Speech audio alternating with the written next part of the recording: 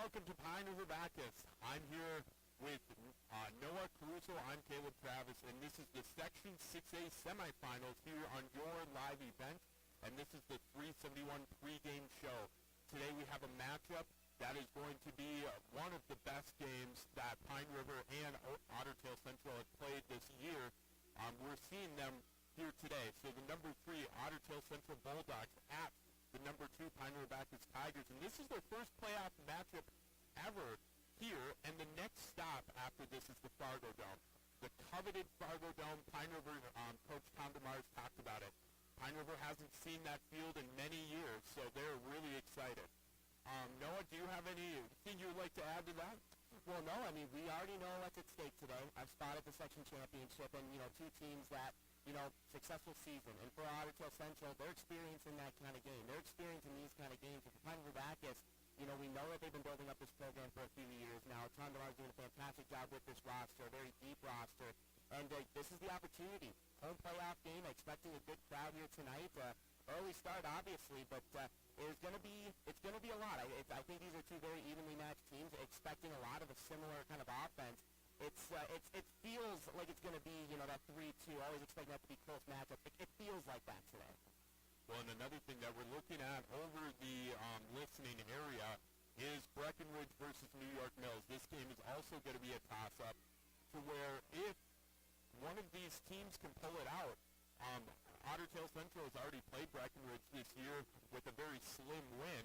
Pine River also already playing New York Mills and losing to them 3 times over the past couple of years, or over this past, these past couple of years. And the last time actually on the field at New York Mills, but Pine River had them here last year with a playoff game against them, kind of on the same beautiful day that we have here. But that's going to be a really good game to see who, we'll see who's going to be the section champions with a really good game with Breckenridge and New York Mills. And it's a lot of good teams still left in play. Obviously, Mills is over the last few years have really been able to build up that program. Breckenridge and Ottertail Central, they've been kind of a big heated rivalry in recent years, is with them competing for that section championship. And as mentioned, Pine River Bacchus, they've proven that this season, a fantastic season for them. And we saw it last week against Walker. They're going to beat you in a lot of ways that they can match up with some of these teams that have a history of being a physical, power-running team. And with all the weapons that Pine River Bacchus has, with Lodge, with now Brady Rule, who's coming up, fantastic game against Walker, it's just another element that they're going to be able to have on offense. And I think it's really going to come down to, as I say, a lot of the times, it's going to be the battle in the trenches, especially when these two teams are meeting up. The front seven for both teams are going to have to step up today, slow down the run, and, limit the big playabilities that both teams are capable of having. Yeah, 100%. And you know what? We'll come back and we'll give you a little bit more in-depth as well here on the 371 pregame show. And we'll be right back after a little break. Do something fun and make new friends. Join a bowling league at Community Bowl and Pizzeria in Pine River. Community Bowl and Pizzeria has openings for all leagues: men's, women's, mixed, youth, seniors, and also Special Olympics. Enjoy some friendly competition and have a great time. Food specials offered on all league nights. Don't forget Moonlight Bowling every Saturday evening. For information on leagues or to sign up, call or stop into Community Bowl and Pizzeria in downtown Pine River. 218-587-3100. Country Doc Veterinary Clinic in Pine River is proud to support radio coverage of our area athletes. No matter the sport, they salute the kids and coaches for all their dedication and wish them all the best of luck. Country Doc Veterinary Clinic thanks all the coaches, staff, and volunteers for taking the time to provide our area kids plenty of opportunities. Country Doc Veterinary Clinic is located east of Pine River on County Road 1, providing compassionate small animal care for your beloved pets. Hannikin Insurance Agency is proud to support today's coverage. Hannikin Insurance has been serving families and businesses in central Minnesota for over 30 years. By working with an independent agency like Hannikin Insurance, the process of finding insurance that is appropriate for your goals and budget is simplified. Contact Hannikin Insurance Agency in Pine River, Little Falls, Pierce, or Brainerd online at HannikinInsurance.com. Let Hannikin Insurance give you the peace of mind that comes from knowing your financial situation is secure. Save on your groceries and gas each week just by shopping at Pequot Lakes Super Value on Patriot Avenue in Pequot Lakes. Shop your locally owned Pequot Lakes Super Value for quality, service, and freshness. Enjoy delicious daily deli specials around the Stone Hearth fireplace, convenient on-site pharmacy, and the freshest meats and produce. Save on gas too. Earn 10 cents of savings on gas for every $100 spent on groceries. Pequot Lakes Super Value, Patriot Avenue in Pequot Lakes. Good luck, area teams. And welcome back to the Section A 6 semifinals on your live event in the 371 station pregame show right now. It looks like the captains are going out to the center of the field to get the coin toss and to figure out who's going to get what end of the field and who will be receiving the kickoff first. But one of the things is Ottertail Central, they were off to a beautiful start this year. They started off 4-0. But then these last games have been a struggle for them. They've seen a finish of 3-1 in the last four, and they finished 5-3 in the regular season. Their last game in that regular season was 22. They won 33-22 against Lake Park Audubon. Noah, what would be your analysis on that? You have 4 games. You start out 4-0, and then you're finishing last 4. You were under 500. Well, and with Ottertail Central, I mean, every single year they always got tough teams to play. It was a much easier start to the schedule than it was towards the end. But for Ottertail Central, I mean, we're a team for a school that historically has a really good football program, and then they expect to be near the top in the section, compete for that section championship. I mean, finishing the season on that, when you're losing to some of these higher-end teams, in your section or even in your class, it's not a good sign. But we know with this Ottertail team that they're going to play physical. They're not going to shy away from what they do and what they like to do best on offense. And I think it's going to match up well for Pine River. I think it could be a low-scoring affair. I'm expecting a lot of defense being played.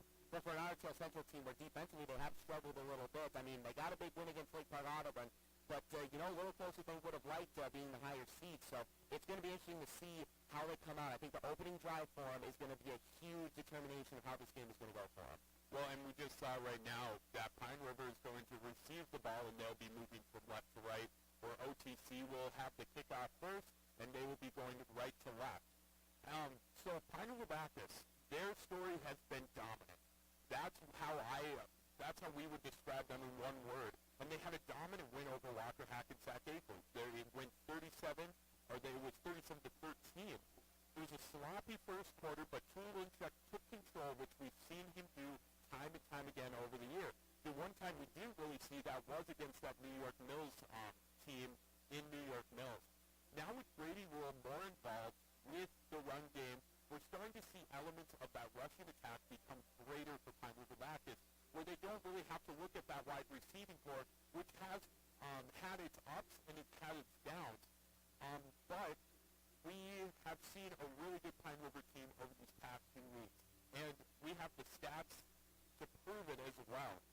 Well, absolutely, and I was there in that game against Walker Hackensack, against Walker Hackensack in their opening playoff game, and we talked about Brady Rule coming off the bench, not a main starter, but he's getting more involved in the offense, and it paid in a big way. Had 90 rushing yards on 12 carries, a rushing touchdown, and a receiving touchdown as well, as they were willing to, because it was close for a while. I mean, Walker was kind of hanging around for a little bit, but then, a couple of turnovers, a couple of big plays, the Tigers, they were really able to take that, really kind of take the game away, slam the door shut. And you mentioned Irvin Tulinchuk, and I think he's going to be a big X factor today, especially with an Ottertail team. With what we're looking at the lineups here, as it's going to look like it's going to be a 4-4 defense. Not a lot of players in the secondary, and with how well Irvin Tulinchuk can throw the ball, with talented receivers like Ryan Schuster, there could be a lot of one-on-one, man-on-man opportunities, and I like Schuster to win those battles more often than not. So we could see, Irvin Tulinchuk being more involved than we've seen, especially for an Ottertail Central team that expects him to come out running the ball, and they should. They shouldn't shy away from what's worked for him all season. But I think this is a big opportunity for Irvin Tulinchuk to have a really good game today. He is coming off a good performance with 95 passing yards on 12 attempts, with 2 passing touchdowns, a rushing touchdown as well. So we know what he can do with his arms and his legs, and I'm expecting Tulinchuk to potentially have a big-time game here today. Yeah, and we're really excited for that. One of the things is that we're expecting a good game, and one of the things is this team, whoever wins today, will be facing the winner of New York Mills and Breckenridge in the Fargo Dome, which is a big NDSU, where NDSU plays, and that's always an exciting place to be. And it's going to happen next Friday at 5:30. So if Pine River happens to take a win here, just know that's the expectation, that they will be in the Fargo Dome. Hopefully at 5:30, but that's also tentative to change with the Minnesota State High School League. We're going to take a quick break. We'll try to fix our audio as well, and we'll be right back on your live event. Great people, economic viability, a wonderful place to live. Pine River, Bacchus, and PRB Schools. PRB Schools is a small school district with large district opportunities, providing activities and classes that involve students, making sure every student has everything to be successful. PRB Schools also offers a variety of community ed programs, a great way to learn new skills hands-on with others within the community.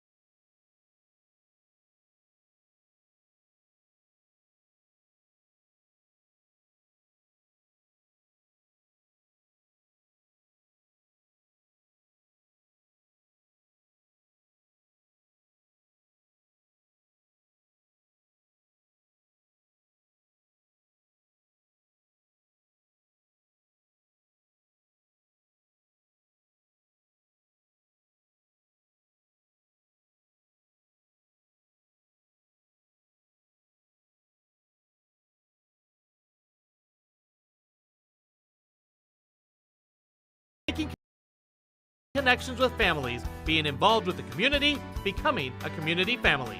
PRBschools.org. And welcome back to the 371 pregame show. I'm Caleb Travis. I'm here with Coach Eric Olson of the Ottertail Central Bulldogs. Coach, what are the things in practice this week as you're gearing up for this playoff game? It's a short turnaround, Tuesday to Saturday, so we had to get our installs that we're going to do in offense, how we're going to scout and try to handle Pine River's offense and game plan for that as well. It's kind of tough in a short turnaround. And one of the things is you're coming in as the 3 seed, Pine River's the 2 seed, but I really see this as a matchup that could go either way. What were you kind of telling your guys throughout the week if, you come into Pine River and get a big win? It's going to be a 48-minute game. Both have strong traditions. Both have nice-looking teams on the field, and it's going to be a battle both ways.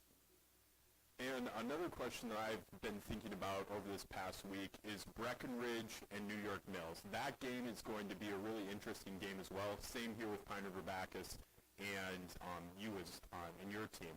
What would be the outlook to that game? Do you have a particular team that you'd want to see? I know you beat Breckenridge already this year. I haven't thought anything about it. I've been focused on this game, and so be it. If we're playing next week, I'll look at who we're going to be playing then. And one of my questions that I ask most of our people who I interview is, what has the senior leadership meant to you this year? And as a coach, what are the qualities you see from them? We depend on our seniors for a lot, not just football things, but also classroom things, school district-wide things. They've done a very nice job. Our 2 captains, Ricker Blado and Mason Hammer, have really done a good job with leadership, getting guys together outside of practice time to do some film work, even just some team meals and things. They just do a great job of handling it. And my last question for you, Coach, before we head on, it's kind of a little bit more of a fun question, is how would you describe your team in a sentence? One word, goofy. Well, Coach, thank you so much for joining me, and good luck today, and have a great game. Hey, thank you very much. I'm here with Coach Eric Olson of the Ottertail Central Bulldogs, and we'll be right back on the 371 pregame show. And welcome back to the 371 pregame show.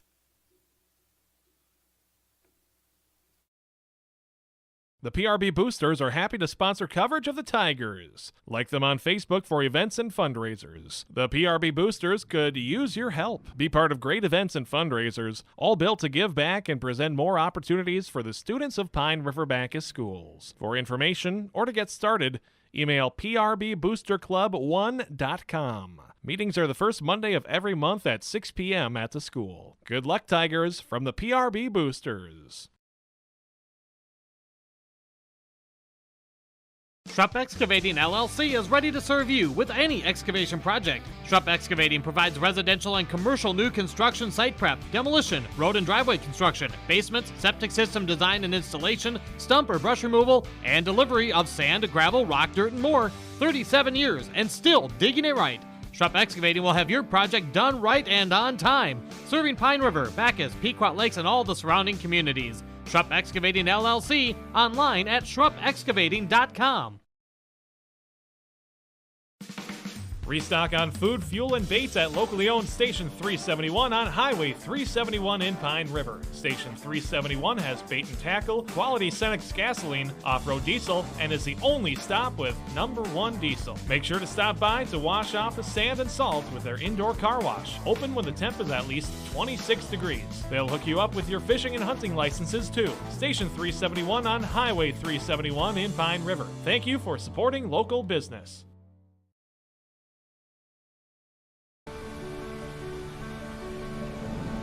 My roots run deep. I dream of a world where planting a seed can bring forth the food and knowledge our world needs right now. The field is my classroom, and I have the power to make a difference. I am going to feed the world someday.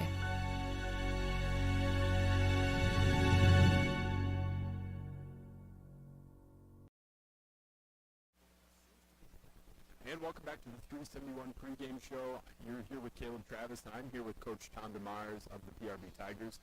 Coach, what was the emphasis in practice this week, getting ready for a big playoff game? Well, a couple short week to prepare. So watching a lot of film, trying to come up with a game plan that we can stop them.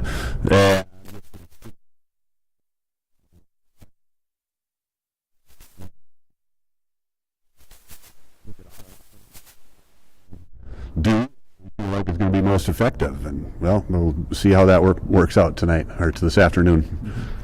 One of my questions is, what is going to be the keys to the game for Pine River to pull out a win over OTC? Well, I think we've got to play our best football game. We've got to, and you could say this on just about any tough competitive game, but we've got to win the turnover battle. We've got to eliminate our mistakes. We've got to make a couple big plays ourselves. And that's going to, give us a shot if we can do those things. I asked Coach Eric Olson this from OTC as well, is what would it mean to your athletes to be playing at the Fargo Dome potentially after this game? Well, none of these guys, it's been a long, long time since Pine River's been in a section championship game. So if these guys were able to pull that off and get to that championship game, great feather in their cap. It would be a heck of an accomplishment. But it's we got a big task in front of us. So we're ready to play. So I'm confident of that. We'll see what the score is at the end of the game. And one of my last questions is, so on the other side of it, you have Breckenridge and New York Mills. That game is also potentially going to be a toss-up, as with this game as well. Who would you rather be seen, or have you not looked that far into the future? I really haven't looked that far into the future. We're familiar with New York Mills for sure. We've lost to them 3 times in the last 2 years. So there's some familiarity there, and we know the type of things they're going to do. Breckenridge we're not familiar with at all, but if that was the case, we'd have a long week to prepare anyway, and we'd get a bunch of film on them. So like you said, I really don't know what to expect on that outcome either. As far as I'm concerned, that would be a toss-up. Well, thank you so much, Coach Demars. Good luck today for you and your team, and hopefully we'll see you all in the Fargo Dome coming up in this upcoming week. So thank you so much for being here. All right. And we'll be right back on the Pregame 371 show, and we'll be back after these commercial breaks. I'm dreaming of a world where thinkers and doers collide, where technology creates pathways for new opportunities and ideas. I want to ask questions and shape the answers that lead to real and meaningful advancements in this digital era. I'm going to innovate the world someday.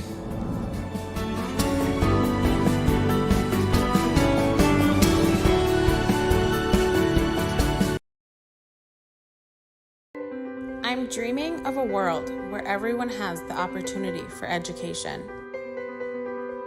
where classrooms are not only a place to learn, but to make an impact. I will help the next generation of game changers and difference makers. I am going to teach the world someday.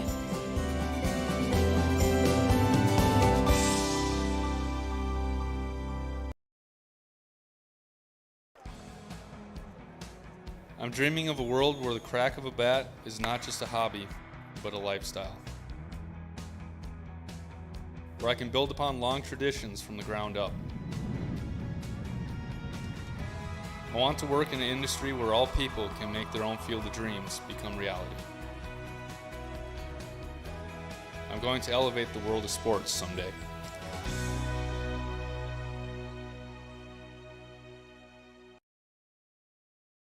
Do something fun and make new friends. Join a bowling league at Community Bowl and Pizzeria in Pine River. Community Bowl and Pizzeria has openings for all leagues: men's, women's, mixed, youth, seniors, and also Special Olympics. Enjoy some friendly competition and have a great time. Food specials offered on all league nights. Don't forget moonlight bowling every Saturday evening. For information on leagues or to sign up, call or stop into Community Bowl and Pizzeria. Country Doc Veterinary Clinic in Pine River is proud to support radio coverage of our area athletes. No matter the sport, they salute the kids and coaches for all their dedication and wish them all the best of luck. Country Doc Veterinary Clinic thanks all the coaches, staff, and volunteers for taking the time to provide our area kids plenty of opportunities. Country Doc Veterinary Clinic is located east of Pine River on County Road 1, providing compassionate small animal care for your beloved pets. And welcome back to the Pine River Bacchus football stadium here on your live event. We have a couple things going on so far in our broadcasting area on this beautiful Saturday afternoon. We have some fantasy football forecast, which is already done at 7 a.m. If you listened, way to go. Really appreciate you for that. We also have Ottertail, Central, and Pine River going on your live event, so if you have other people, please let them know. Number 2, Pequot Lakes at Aiken, some 7 AAA football. That's at 1:30, and that's the pregame show going on right now on KLKS Talk 100.1 and KIKN FM 94.3 with Devin Kruger's on the call for that one. And then 7 AA International Falls at Crosby Ironton. That's on Skeeter. And that pregame started at 1:30 as well. That's 105.5 with Tom. And then after game at 9 p.m., you can always listen to our stations afterwards as well. And we also want to thank some sponsors here today for our 371 pregame show. Of course, 371 restock on food, fuel, and bait at locally owned Station 371 on Highway 371 in Pine River. Station 371 has bait and tackle, quality Cenex gasoline, and is the only area fuel station with kerosene and off-road diesel. Station 371 in Pine River. Thank you to that 371 today for sponsoring the pregame show, and all of our other sponsors as well, Plumbing, Excedra, and Trustworthy. Well, we got a little bit over 30 seconds left here before the start of section semifinals, and I'm about as excited as I know you are, Noah. Absolutely. Well, and not to reminisce on my old high school days, of course, but to not sound like that guy. But no, I played in these kind of games before. I've been in a situation where you have a chance to play for the section championship. And the pressure can be on. It can be exciting. It can be nerve-wracking. But if it's anything like my time, I know these players are going to be very, very eager to get this game rolling. 110%, and I only played in one singular playoff game in my time. And I'll say this, I don't think I played actually for Tom Demars. I don't think I ever touched the field that game, and I was actually kind of happy about that. Well, at least you can say you played in the playoffs. I did. I can say that, but we are excited for this. So we will take a quick break, and then we'll come back on your live event. Hannikin Insurance Agency is proud to support today's coverage. Hannikin Insurance has been serving families and businesses in central Minnesota for over 30 years. By working with an independent agency like Hannikin Insurance, the process of finding insurance that is appropriate for your goals and budget is simplified. Contact Hannikin Insurance Agency in Pine River, Little Falls, Pierce, or Brainerd online at HannikinInsurance.com. Let Hannikin Insurance give you the peace of mind that comes from knowing your financial situation is secure. Save on your groceries and gas each week just by shopping at Pequot Lakes Super Value on Patriot Avenue in Pequot Lakes. Shop your locally owned Pequot Lakes Super Value for quality, service, and freshness. Enjoy delicious daily deli specials around the Stone Hearth fireplace, convenient on-site pharmacy, and the freshest meats and produce. Save on gas too. Earn 10 cents of savings on gas for every $100 spent on groceries. Pequot Lakes Super Value, Patriot Avenue in Pequot Lakes. Good luck, area teams. Great people, economic viability, a wonderful place to live. Pine River, Bacchus, and PRB Schools. PRB Schools is a small school district with large district opportunities, providing activities and classes that involve students, making sure every student has everything to be successful. PRB Schools also offers a variety of community ed programs, a great way to learn new skills hands-on with others within the community. Making connections with families, being involved with the community, becoming a community family. PRBschools.org. The PRB Boosters are happy to sponsor coverage of the Tigers. Like them on Facebook for events and fundraisers. The PRB Boosters could use your help. Be part of great events and fundraisers, all built to give back and present more opportunities for the students of Pine River Bacchus Schools. For information or to get started, email prboosterclub1.com. Meetings are the first Monday of every month at 6 p.m. at the school. Good luck, Tigers, from the PRB Boosters.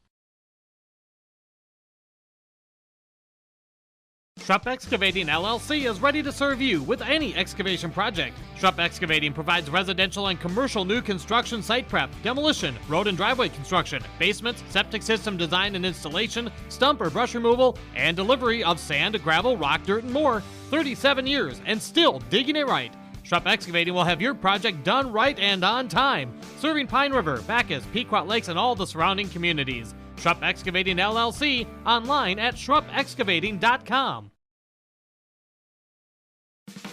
Restock on food, fuel, and baits at locally owned Station 371 on Highway 371 in Pine River. Station 371 has bait and tackle, quality Cenex gasoline, off-road diesel, and is the only stop with #1 diesel. Make sure to stop by to wash off the sand and salt with their indoor car wash, open when the temp is at least 26 degrees. They'll hook you up with your fishing and hunting licenses too. Station 371 on Highway 371 in Pine River. Thank you for supporting local business.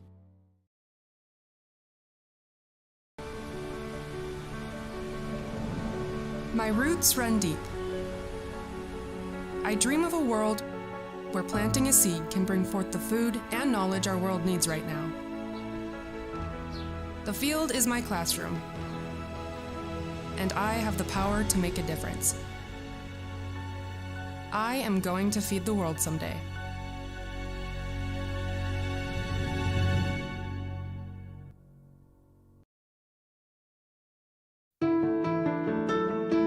I'm dreaming of a world where thinkers and doers collide. Where technology creates pathways for new opportunities and ideas. I want to ask questions and shape the answers that lead to real and meaningful advancements in this digital era. I'm going to innovate the world someday.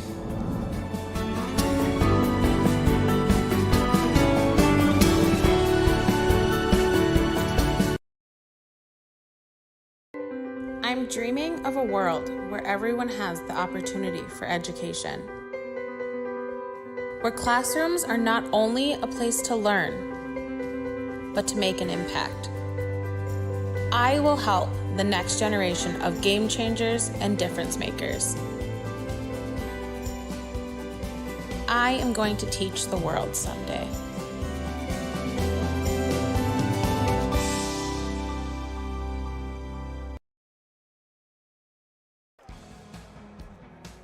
I'm dreaming of a world where the crack of a bat is not just a hobby, but a lifestyle. Where I can build upon long traditions from the ground up.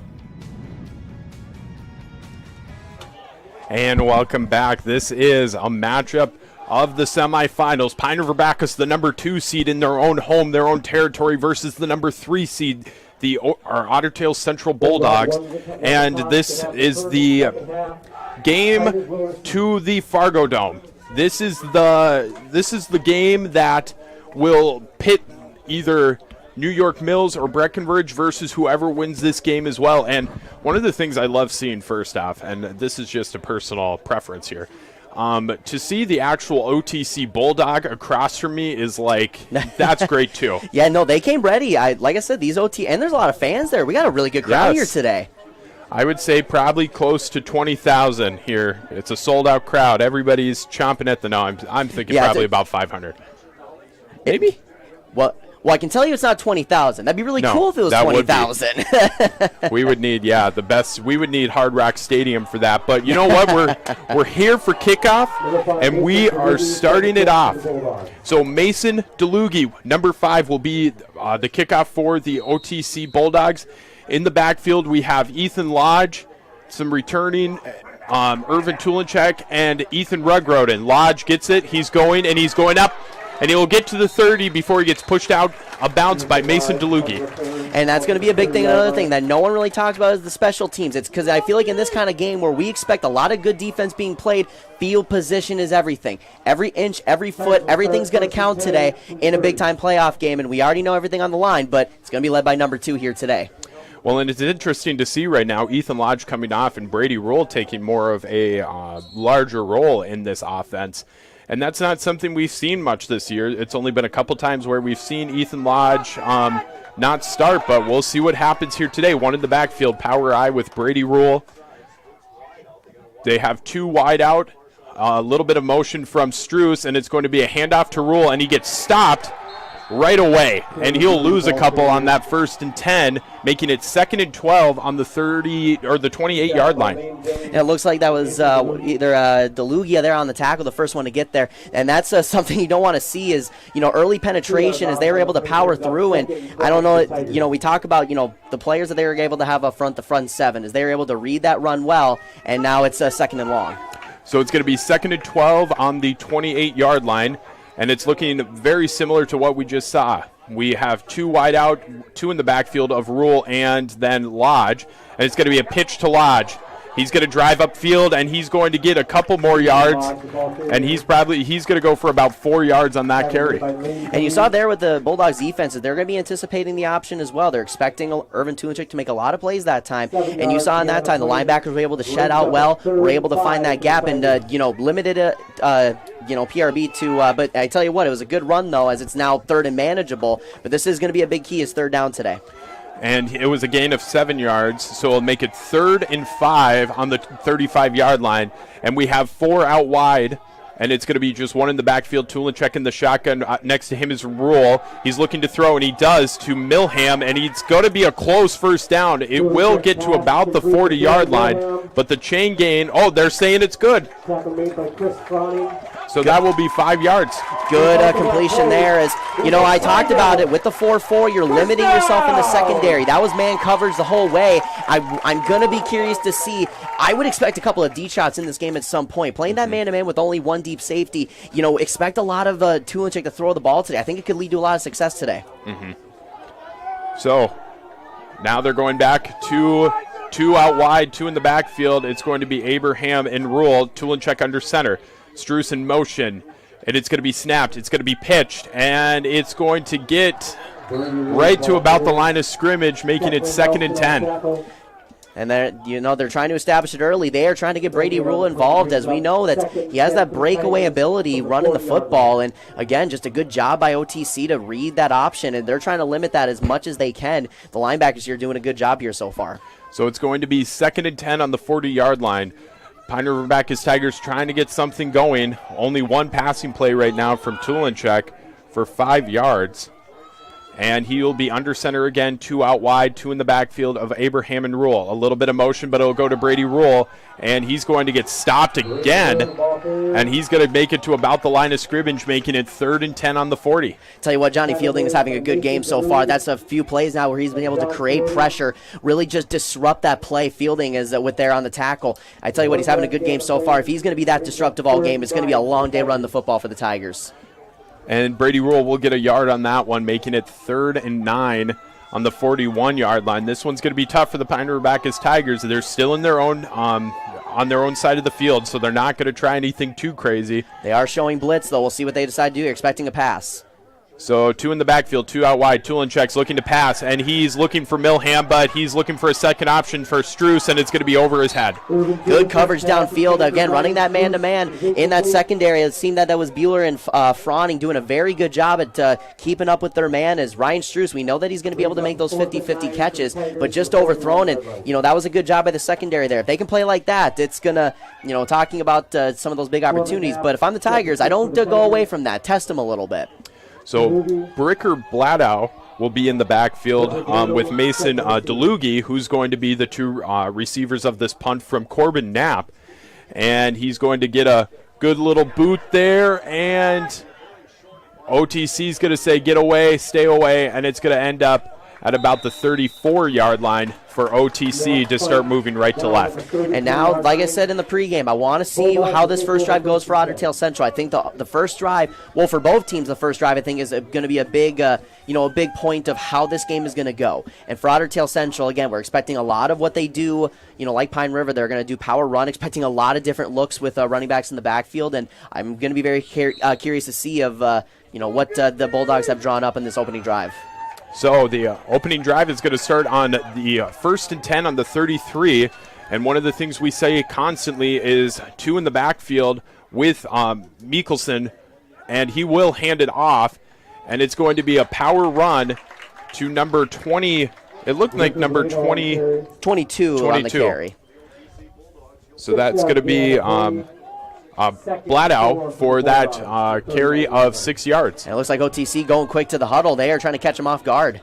So 2nd and 5 on the 39. It's going to be to Bladow again, and he's going to get maybe a yard, but I think actually that was number 23, Mason Hammer, on that carry. That was a much better job as Pine River Bacchus. It kind of caught him off guard as they were going up quick to the line. That was a good job by the linebackers there, filling in the gap. As the offensive line for OTC in the first couple of plays, they're getting a push right now. And on that last run, it was just a design counter play, and they were able to plug up the defensive tackles, and they were able to get a good chunky yardage there. So 3rd and 4 on the 40-yard line. Mikkelsen will be under center, and then it's going to be Bladow and Hammer in the backfield. Hammer is going to, or Bladow is going to get it, and it's going to be a first down, and he's going to gain about 5 yards on that play. Nothing fancy on that one, just a straight power run up the middle. And with Bladow, it seems early that we're seeing him lower the shoulder. And the offensive line for OTC, they're getting a push early in this one. And we know with this experienced Ottertail Central team, nothing to be surprised by so far, but they're running the ball well early on. And that's going to be a first down for OTC, and it's going to be 1st and 10 on the 45-yard line. Bladow and Hammer in the backfield. Mikkelsen under center. It's going to go to Hammer, and he's going to push, and he's going to gain 5 yards. Again, running that design counter play is really catching the defensive ends for Pine River Bacchus off guard a little bit. And, I think this is going to be a key thing as we're seeing players coming in for Pine River Bacchus is going to be rotation of the defensive line. And, for a Pine River Bacchus team that has been able to dominate the front a lot of games this season, to kind of get punched in the mouth early right now, we'll see how they adjust. So 2nd and 4 on the 49-yard line, 6:40 left to go here in the first quarter. And it's going to be the same situation. Mikkelsen under center with 2 in the backfield. He's looking to throw, though. And he's throwing, and it's going to get by Carson Travis, and it's going to go to number 5. And that's going to be number 5 on that play, Mason DeLugie, and it's going to be a touchdown. Well, I tell you what, that's play action. They were really bid on that, and that allowed number 5 for Ottertail Central, or DeLugie, excuse me. That allowed DeLugie to be able to run on that post route there, just a bit of a crosser. It was an underthrown ball, but DeLugie doing a good job at adjusting to it, cutting up field, and not the start that the Tigers defense would want to see. So making it right now, OTC is going to be up 6-0. They're going to try for a 2-point conversion, and they're getting to the line very quickly. Mikkelsen will be in the shotgun, and that was a 50-yard pass for him to DeLugie. He's going to be just a quick one to that's going to be Blade out, and it's going to be quick in at 4-2, making it 8-0. Pine River Bacchus struggling in this first quarter. Hey, that's all right. Sometimes when you do teams you're not as familiar with, it's an adjustment. But I tell you what hasn't been, what needs to be adjusted is Pine River Bacchus getting punched in the mouth right away. And I said the opening drive, I want to see what Ottertail Central is going to be able to do, struggling over the last few weeks. And I don't know if you can start much better than that. No, 100%. With Mikkelsen getting a big touchdown right away, a 49-yard pass to number 5, DeLugie, is just kind of the bread and butter right now is run it, pound it in, and then see what else is going to happen afterwards. Well, and that's what we were talking about of, having multiple looks in the backfield, having a lot of players that you rotate in. It's going to create a bunch of different looks. It's going to, allow players to kind of move around, adjust. You can do different formations, different looks. On that time, it was just a simple, play action, but it was able to, for DeLugie, who was, slotted out far, he was able to just kind of come across as, the linebackers were able to bite, created a one-on-one, and despite the underthrown ball, he made the play. So DeLugie will be kicking, and it's going to be booted right to Lodge. Rugroden's going to take it, and it's going to hit his chest, and he's going to get stopped at the 25-yard line. Yeah, and it's I don't know if sun's not in his eye there on that one, but yeah, this is going to be a big thing for Pine River is now how do you respond? And, it's early in the game, and we know that Pine River Bacchus is able to adjust, defensively, but now it's going to be on the offensive side. They had a couple of good runs there, were able to, at least establish something, but I'm going to be curious to see of what this next drive is going to look like, different running backs going in, and as rules have been off to, a tough start, but we're going to see what they have drawn up here on their second drive. So it's going to be 1st and 10 on the 25-yard line. 6:22 left to go here in the first quarter. And it's going to be Tulinchek's going to be in the shotgun, Rule off to his right. He's going to have 4 wide. It's going to be a handoff to Rule, and he's going to try to push forward, but he's going to make it back to the line of scrimmage. Another good penetration there. Looks like on the tackle was Sawyer Christensen on the tackle. And, again, that defensive front for Ottertail Central, they were not fooled on that one in the shotgun. I think that there could be some opportunities there as, they weren't really surprised of the run there. But I think that's going to be a good thing for Pine River. Come in at different formations, come in with some different looks, and keep that Ottertail Central defense guessing. Not a good start to this drive, but, still a few plays to make it happen. So 2nd and 9 on the 26-yard line. 5:48 left to go here in the first quarter. Rule getting 1 on that one, but he's going to have Tulinchek's going to have 4 wide, and he's going to design keeper here. He's going to try to push forward, and he'll get about a yard or 2 on that one. I tell you what, the linebackers here for Ottertail Central, led by guys like Carter Kenyon and Christensen, some of the couple linebackers, Drew Johnson, they're doing a fantastic job as, filling up the holes as, they're able to, prevent from getting to the next level. And now a lot of that has to do with the defensive line is if you can disrupt the ability of the offensive line to get to that next level, it's going to blow up the plays. So the defensive line, we know that they're physical. What we talked about in the pregame, that's really showing right now. So it's 3rd and long. So it's going to be a 3rd and long, and this is going to be only their second 3rd down conversion, not being able to convert the first. 3rd and 7 on the 28-yard line. Tulinchek's looking to throw, and he does over the middle, and it's going to be out of the reach of the hands of Sushi Rugroden. And that was a good ball. A flag thrown, sorry. No, you're good. Yeah, let's see what the flag is for, but I like the idea as Irvin Tulinchek was able to get pressure, but it is going to be a face mask, so they are going to get the first down. A bit of a break for the Tigers. So that will be the first penalty of the day for the OTC Bulldogs, or either of these teams, I should say. So it's going to be 3rd and 2 for the Pine River Bacchus Tigers. That will negate Tulinchek's throw to Rugroden, and they're going to get another opportunity, and they need this opportunity on their second 3rd down conversion. We're seeing 3 three out wide. Tulinchek's going to go under center. It's going to be a design run and trying to push him forward, and it's going to be close. Sometimes on plays like that, it's all about just getting those couple of yards, and it is going to be a first down, and I like that. I know it's been a struggle so far, just, really plugging the run, but I do like the idea of just, hey, we need 2 yards. We trust our offensive line and all senior offensive line starting tonight that they're able to just run it up the middle. We know Tulinchek is good at finding the holes, getting into a rhythm running the football. And off the penalty, they're going to have to take advantage of some of the mistakes, as we may not see a lot in this game, but it's going to be key on who takes advantage of the mistakes. So it's going to be 1st and 10 on the 35-yard line. Tulinchek under center, 2 in the backfield, Abraham and Rule. Rule's trying to cut, he's trying to push, and he's going to drive for about 3 yards. And a helmet will come off of a OTC player, so he'll have to come out and get somebody else new back in. And, on that one, Brady Rule finding a little bit of a sliver of room there, as that was cleaned up by the defensive end there for Ottertail Central. Now we're going to be curious to see with that player coming out. But with Ottertail Central, they're lining up nothing too crazy. They're trusting that 4-4. And one thing you see is that with the outside linebackers really just kind of showing that blitz as it's clogging up a lot of holes. So Tulinchek is going to be on the Tigers are going to be in 2nd and 7 on the 38-yard line. Tulinchek off to his left is going to have Rule. He's only going to have 2 wide out, Rule being one of them. Tulinchek's looking to run, but he's going to throw to a wide-open Milham, and that's going to be 7 yards and what the Tigers need to get a first down. Good reaction by Urban Tulinchek. The Bulldogs were expecting a run on that one. There was pressure, though. They were able to get to him, but Tulinchek using his legs to keep the play alive, as there was no one in that area, as the linebackers were not able to get back into coverage, as looked like it was a zone defense on that one. Just found the sliver of an opening, and Milham able to convert with an 8-yard reception. And so now that's going to be the 3rd Pine River Bacchus first down of this afternoon.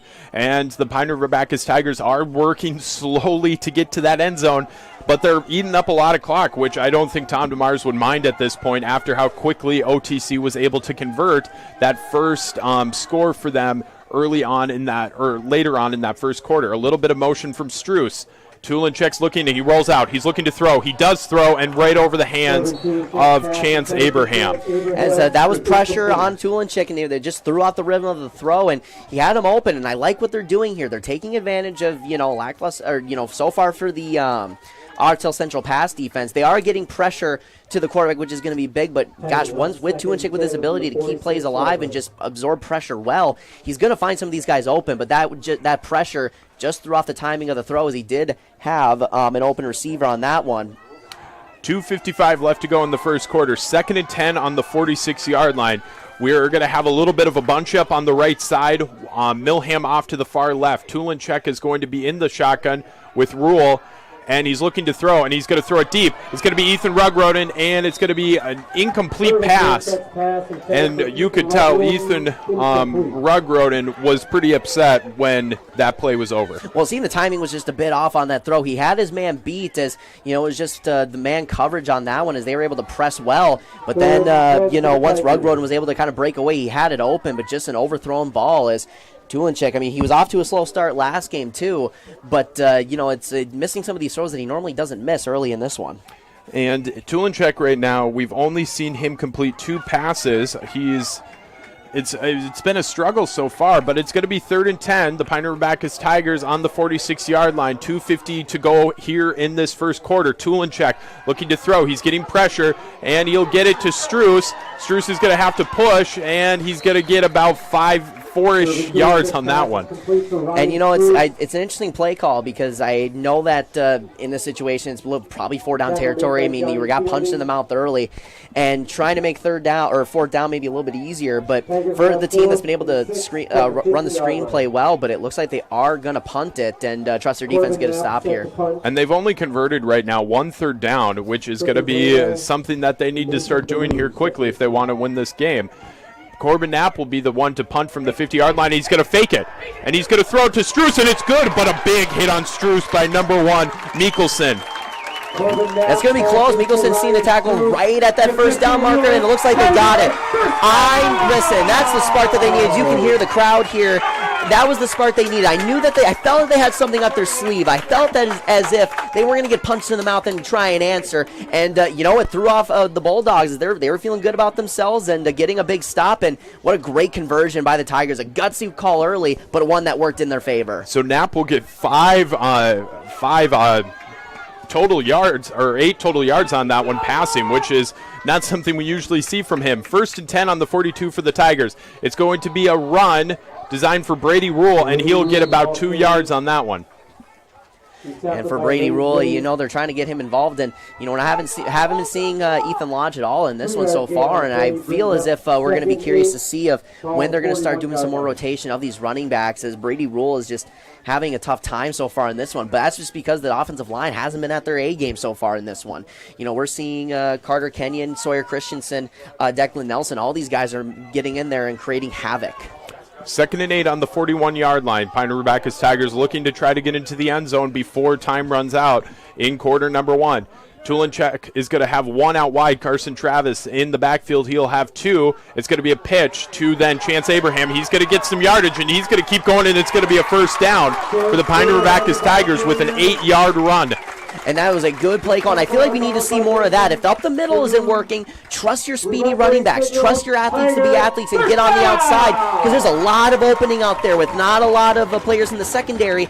If you can get that burst and get out there, which the Tigers do very well, that's going to work for them all day. Well, I'm going to be curious to see if they keep going up to outside runs here. And that's the Tigers' 5th first down in this drive, and there's been many of plays in this drive. It's going to be 1st and 10 on the 31-yard line with 50 seconds left to go here. And Tulinchek's going to have 2 wide, Brady Rule in the backfield. He gets the snap. It's going to be 2 Rule. He's going to try to push out wide, and he does. And he's going to get about 8 yards on that one. And there's Brady Rule finally getting a good run on that one, as we are under a minute here in the first quarter. But Brady Rule, as you saw on that one, the counter play for them on that one. So that's able to allow Rule to bounce outside, create a little bit of separation. And now we're starting to see something of what they want to do, is they're avoiding running up the middle, as from what we've seen so far, haven't been able to do well. But now they're really starting to find what's working for them. So the Pine River Bacchus Tigers 2nd and 3 on the 24-yard line, and it's going to be 22 seconds left to go here in the first quarter. It's going to be 2 out wide, Rule being one of them with Travis, and then in the backfield is going to be Abraham. Tulinchek in the shotgun, almost a little bit of a little snafu there by OTC. Tulinchek's looking to throw, and he does to Brady Rule, and it's caught, but it's going to be short of the first. It's going to be short of the touchdown. Oh my gosh! But I tell you what a catch! That time by Rule on that one on the catch. He is getting more involved. We're seeing there in that last game, that was the exact same route he had on that touchdown, was just that wheel route, this time from the other side. And now they're going to go quick, but that was a nice throwing catch, a really nice catch by Rule. And so now time's going to expire, but the Pine River Bacchus Tigers are going to be on the 1-yard line moving into quarter 2. 8-0 OTC leading, and we will be right back on your live event. All people can make their own field of dreams become reality.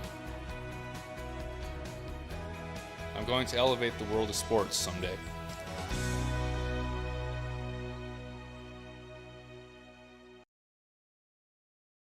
Do something fun and make new friends. Join a bowling league at Community Bowl and Pizzeria in Pine River. Community Bowl and Pizzeria has openings for all leagues: men's, women's, mixed, youth, seniors, and also Special Olympics.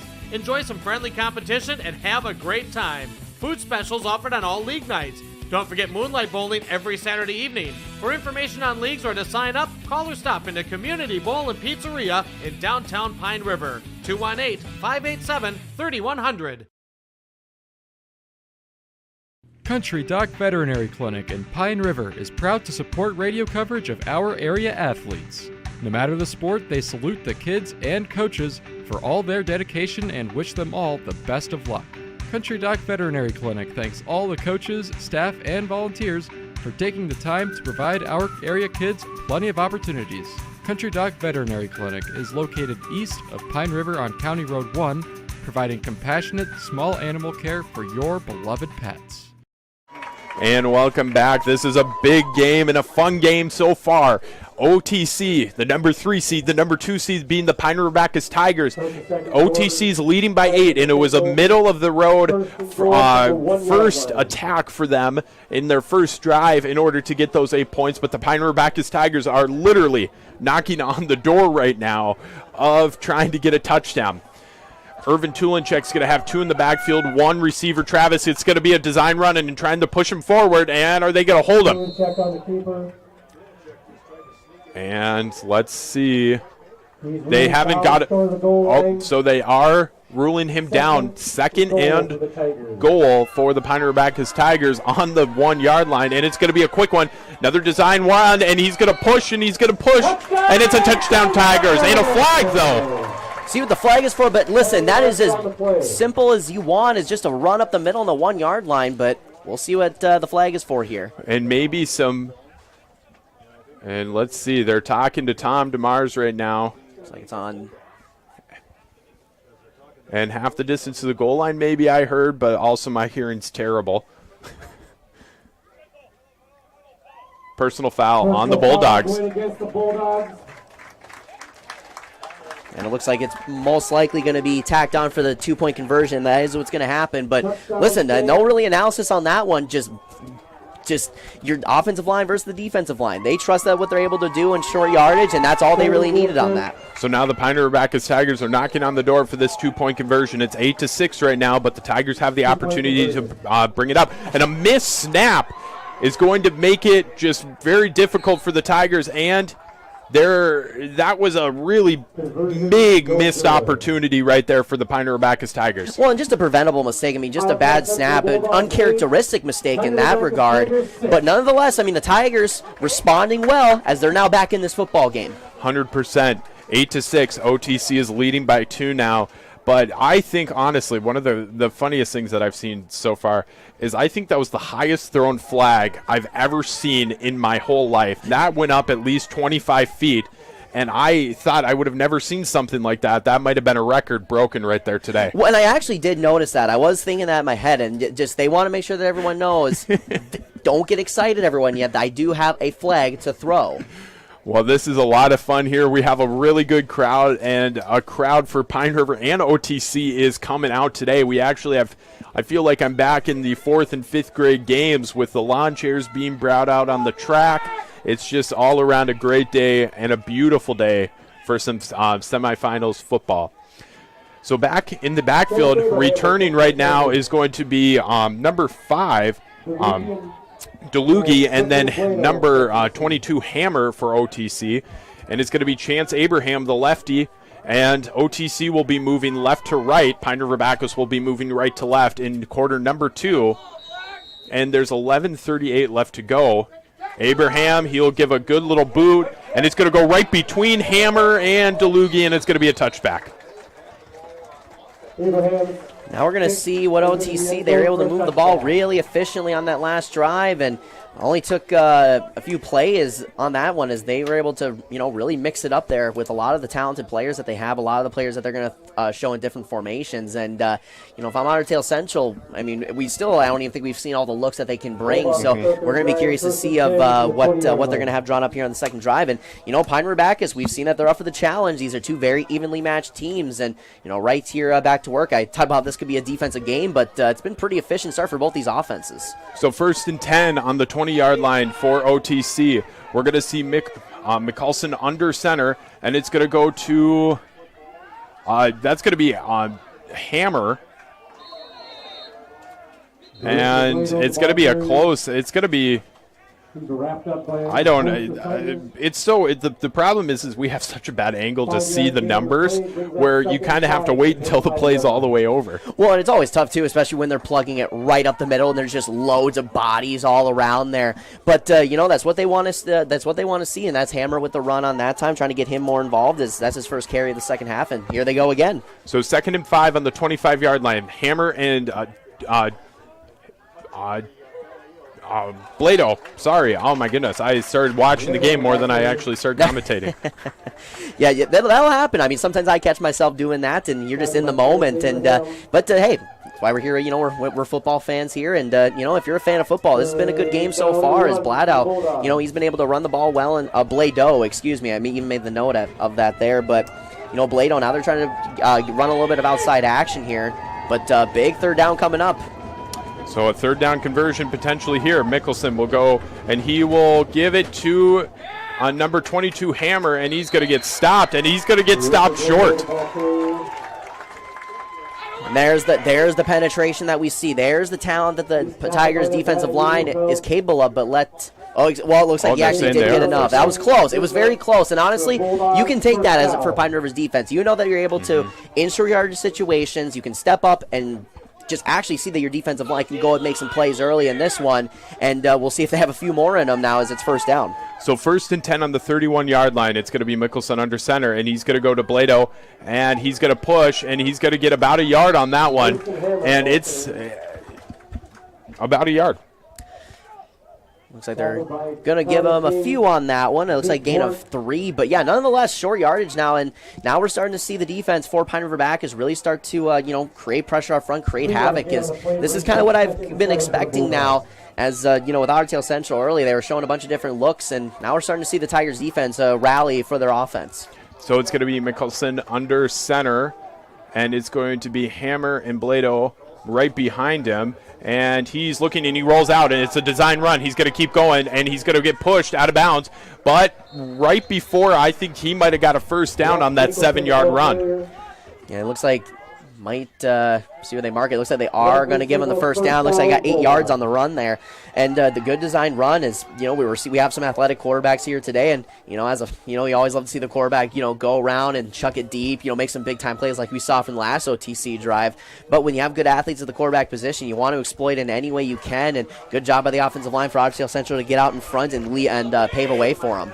OTC, 1st and 10 on the 42-yard line. Mickelson under center, and he's going to go to Blado. He's going to run, and he's going to get 8 yards on that carry. And that's going to be a good push by the Ottertail Central offensive line. Again, getting to the next level as they've been able to really just create some wide-open holes. And if I'm Pine River Bacchus, I got to start thinking about sending some pressure, is starting to just fill up some of these holes. Even if you only allow a couple of yards, it's still, you can't be allowing these big chunk plays.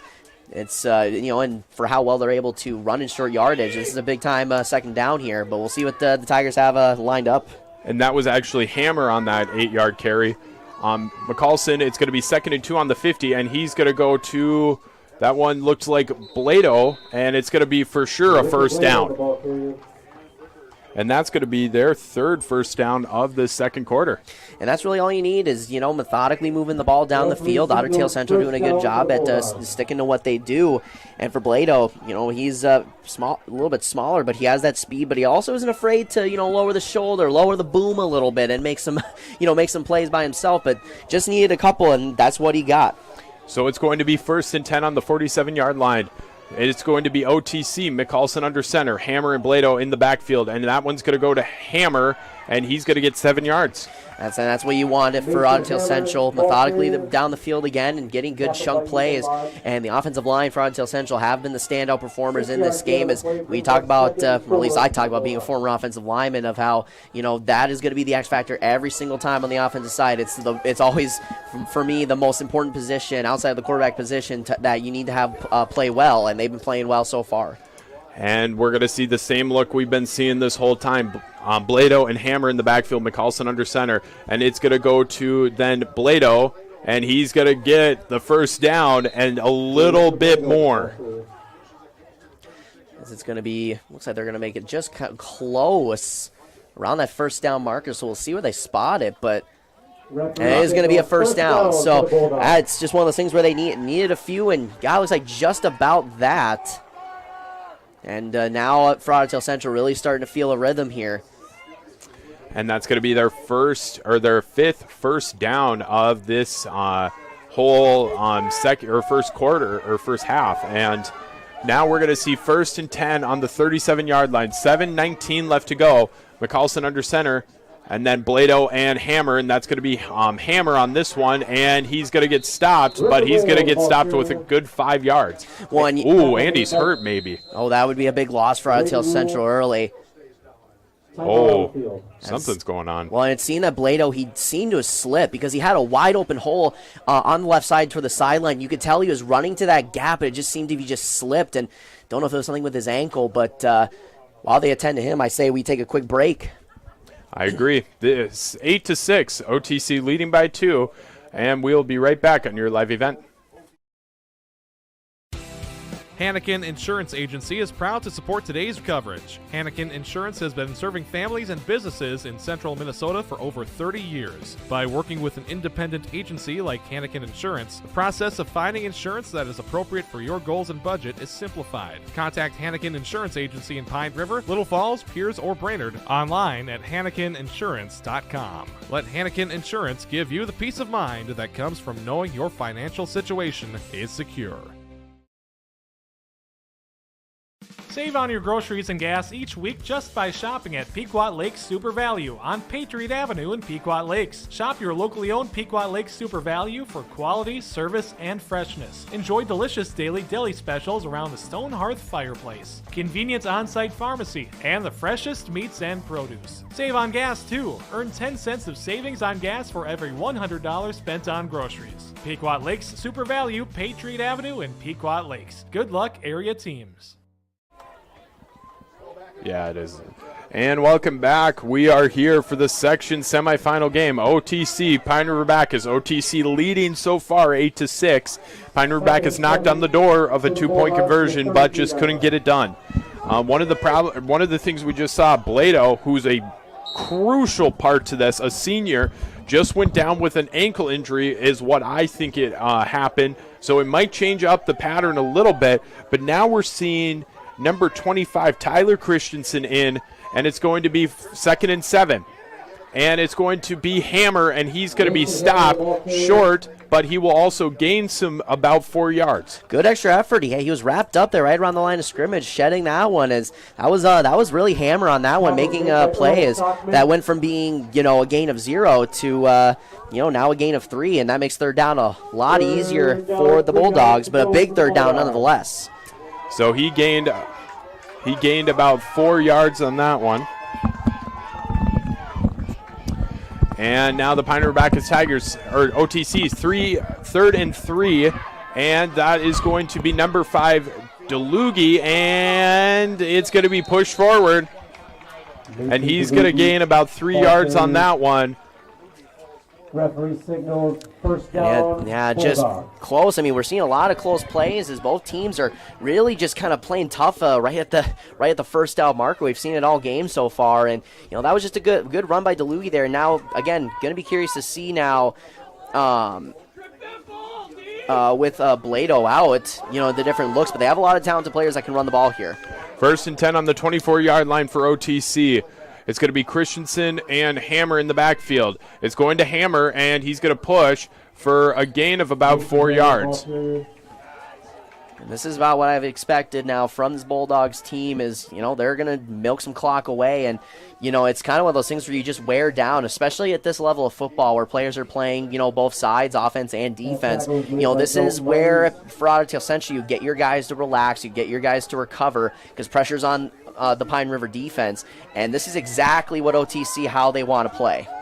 So 2nd and 6 on the 20-yard line for the Bulldogs, and it's going to be Mickelson under center with Christensen and Hammer, and he's looking to roll out himself. He's going to find, and maybe a hold over there might concern some people, but he's going to gain about 6 yards on that one. And that was the key block right there. It seemed he was just able to reach across. I'm not quite sure if it was holding. It was close, tough from our viewpoint up here. But no, that was the key block on that one as Mickelson was able to really get that burst, but he would have been tackled short. And now the way you're looking at it, 1st and goal, and this is where the Tigers defense, where they've been able to do, they have a very good red zone defense and goal line defense, but they're going to have to play at their absolute best right here. And that was 14 for Mickelson, and it's going to be 1st and 7 on the 7-yard line. Mickelson going to be under center. It's going to go to Hammer. He's going to try to drive forward for a potential. He might have thought he's a little bit closer than maybe everybody else thought, but he's going to get 2 yards.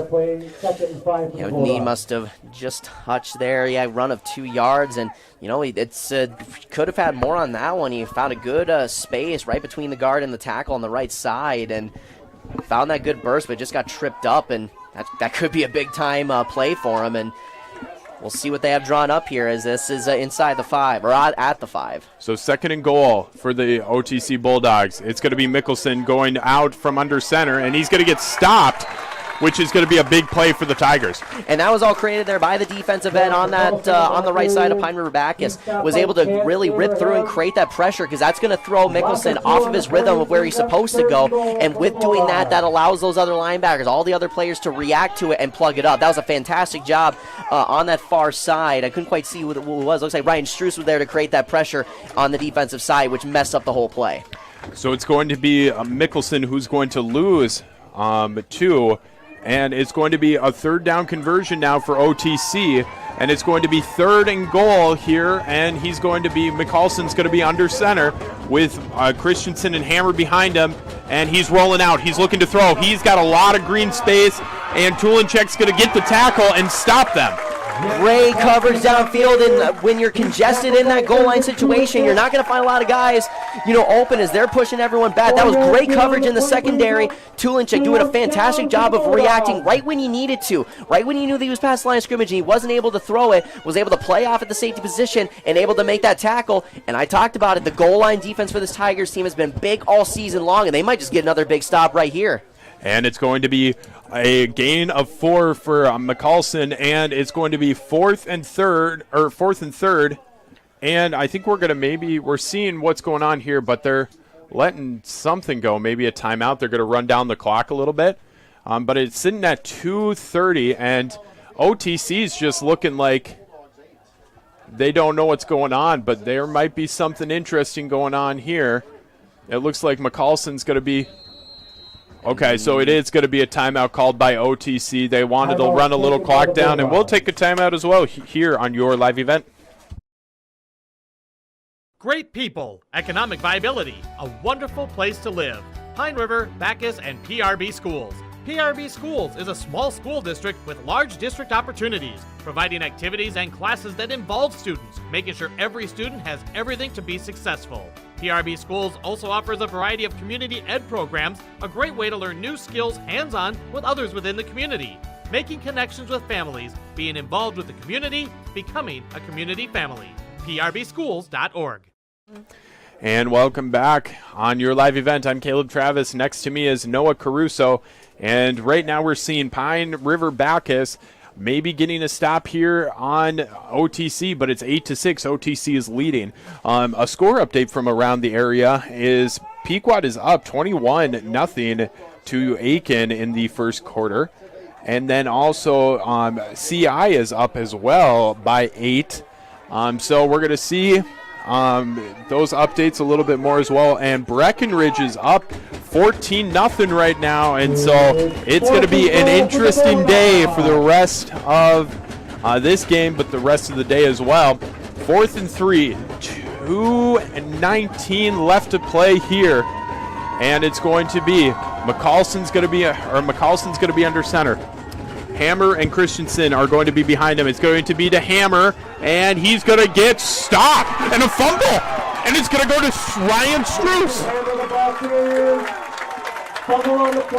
Big time plays in big time situations, and we talked about Struess saving the touchdown on the penetration and making the play there, getting the fumble, and boy, what a stop by the Tigers on defense.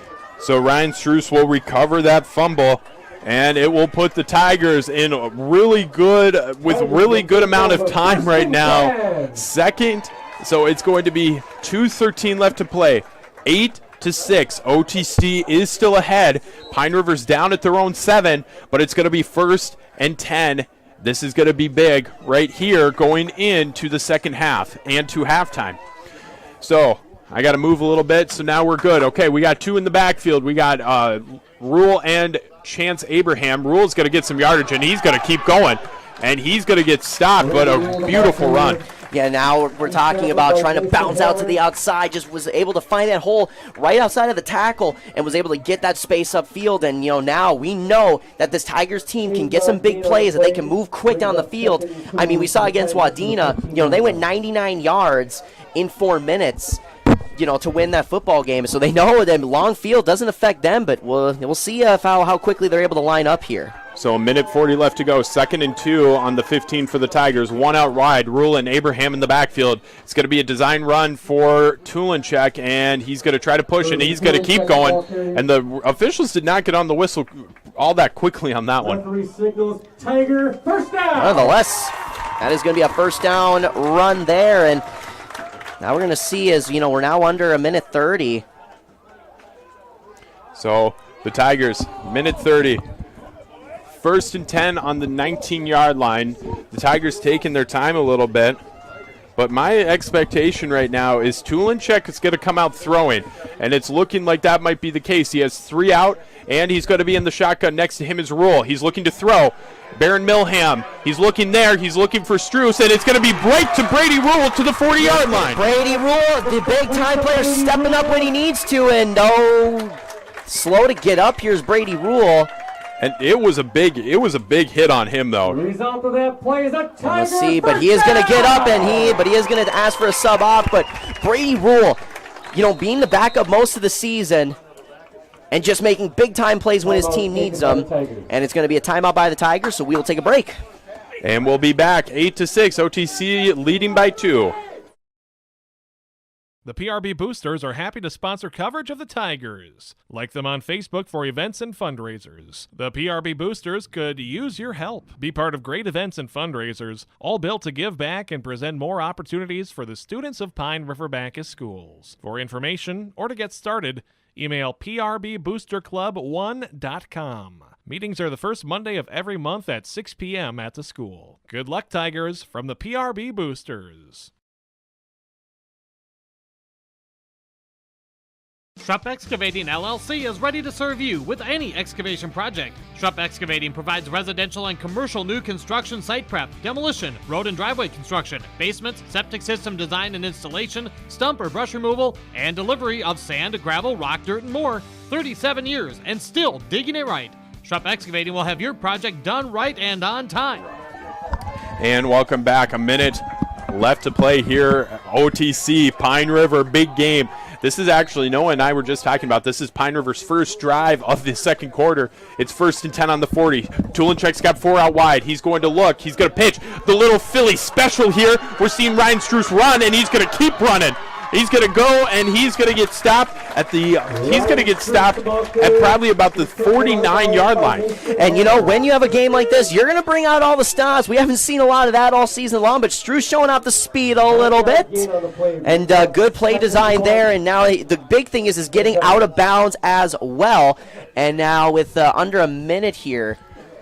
It's going to be big. With 52 seconds to go. Sorry for the people with on our camera, whoever's standing away of that, we're going to get that taken care of. But nonetheless, big, keeping moving the ball. And Tulinchek's going to have 4 wide. It's 2nd and 1. He's going to throw. He's going to throw to Struess again, and he's going to get stopped.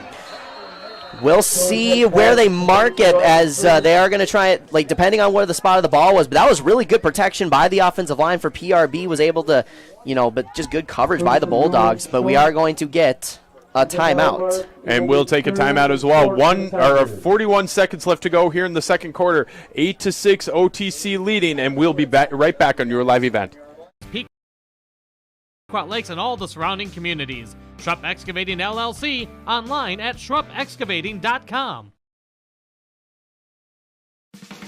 Restock on food, fuel, and baits at locally owned Station 371 on Highway 371 in Pine River. Station 371 has bait and tackle, quality Cenex gasoline, off-road diesel, and is the only stop with #1 diesel. Make sure to stop by to wash off the sand and salt with their indoor car wash. Open when the temp is at least 26 degrees. They'll hook you up And welcome back. 41 seconds to go. 8-6. Pine River Bacchus Tigers. 3rd and 1 on the 49-yard line. 2 out wide. Right next to Tulinchek, and the shotgun is going to be Chance Abraham. He's looking to throw. It's going to be Milham on a little wheel route. He's going to be pitched to Knapp, and he's going to keep going. He's going to go, and he's going to go and get stopped at the 40-yard line. Oh, my. Nothing makes me happier when the offensive lineman gets the ball. And you could not have run that perfectly. And if you're Demars, hey, you got another option running the football, right? And so Knapp will get some yards on that one, and he'll get about 10. And it's going to be Tulinchek. He's going to throw to no one. Miscommunication on that one, but the right guard there just not quite holding his block for long enough. But that was a good play by to saw the pressure and just didn't put in a dangerous situation. But it seemed that there was miscommunication on the route there to throw a guy that there was no one in the vicinity. And Milham will get at least 4 yards on that one, and Knapp will get at least 4 yards on the carry itself after the pitch backwards. But it's going to be 2nd and 10 on the 40-yard line. 20 seconds to go for the Pine River Bacchus Tigers. And they will also receive another first down. And they've had 9 so far, but this is still their first drive of the second quarter, which is kind of funny to think about. So we got 3 wide. Tulinchek's looking to throw. He fakes. He's rolling out. He's got to have to move. He's going to throw it away, and he's going to get I think there's going to be a face mask call on number 61, Declan Nelson. Yeah, I've seen that's going to be a face masker, roughing the passer of some kind. As it's going to be a face mask and a 15-yarder. It seems. We'll wait the call, and that's exactly what it's going to be. And that's their second penalty of today, and that's going to be 20 yards so far in penalties on 2 of them, with that first face mask earlier on, which got 5. And now the 15-yard one will push the Tigers into some great territory with 13.4 seconds to go here in the second quarter. And now, you're going to have to start to see them, get the ball down the field a little bit. And, we know that Tulinchek, he's got a good arm. We know he can push it down the field. And, I'm expecting them to try and get Ryan Struess a good one-on-one opportunity here, trying to find a way to get him open, as he's going to be the X factor in this one. We've seen big plays by him, or even Brady Rule has been getting involved more in the passing attack. So it's going to be 2nd and 5 for the Tigers on the 33-yard line. 13 seconds to go. They're going to have 4 wide right next to Tulinchek, and the shotgun's going to be a Chance Abraham. He's looking to throw here, and he's going to. He's looking, and he has time. It's going to go to either Milham, and it's going to be intercepted by McCulson, and they're going to try to hit him, and he will get down with 2 seconds left. Ill-advised throw by Tulinchek. I know he's trying to, make a big-time play, but that's a throw you cannot make. And that was, a couple of guys in the vicinity, but they are all covered. And then Mickelson doing a good job of just jumping in there from the safety position and just making a play there, as Mickelson saves the day for the Bulldogs defense so far, is that we expect them to just take a knee and take it to the half. And with 2.6 seconds left, if you need a score update, here you be. 8-6, OTC is leading. After the Tulinchek interception, it's looked like McCulson's going to just take a knee, and he does. That will push us into the second half, and we will be back after a little bit of a break. Station 371 on Highway 371 in Pine River. Thank you for supporting local business.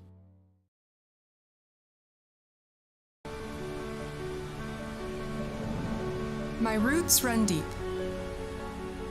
I dream of a world where planting a seed can bring forth the food and knowledge our world needs right now.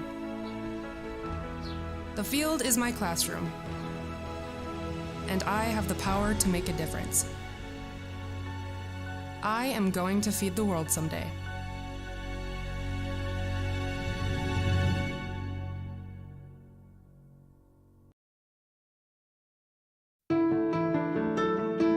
I'm dreaming of a world where thinkers and doers collide, where technology creates pathways for new opportunities and ideas. I want to ask questions and shape the answers that lead to real and meaningful advancements in this digital era. I'm going to innovate the world someday.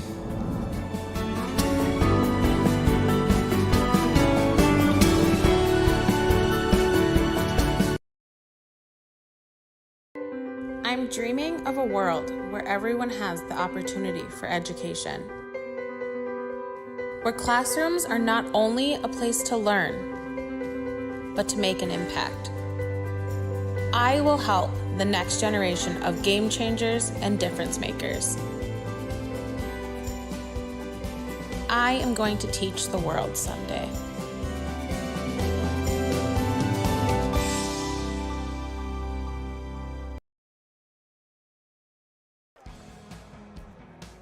I'm dreaming of a world where the crack of a bat is not just a hobby, but a lifestyle. Where I can build upon long traditions from the ground up. I want to work in an industry where all people can make their own field of dreams become reality. I'm going to elevate the world of sports someday.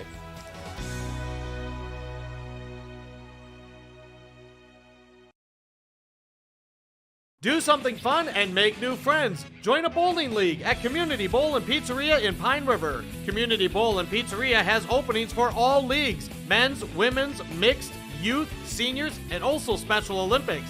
Enjoy some friendly competition and have a great time. Food specials offered on all league nights. Don't forget moonlight bowling every Saturday evening. For information on leagues or to sign up, call or stop into Community Bowl and Pizzeria in downtown Pine River. 218-587-3100. Country Doc Veterinary Clinic in Pine River is proud to support radio coverage of our area athletes. No matter the sport, they salute the kids and coaches for all their dedication and wish them all the best of luck.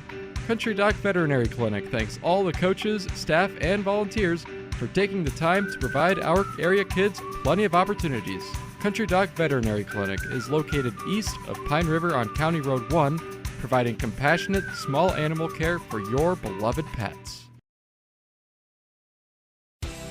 Hannikin Insurance Agency is proud to support today's coverage. Hannikin Insurance has been serving families and businesses in central Minnesota for over 30 years. By working with an independent agency like Hannikin Insurance, the process of finding insurance that is appropriate for your goals and budget is simplified. Contact Hannikin Insurance Agency in Pine River, Little Falls, Pierce, or Brainerd online at HannikinInsurance.com. Let Hannikin Insurance give you the peace of mind that comes from knowing your financial situation is secure.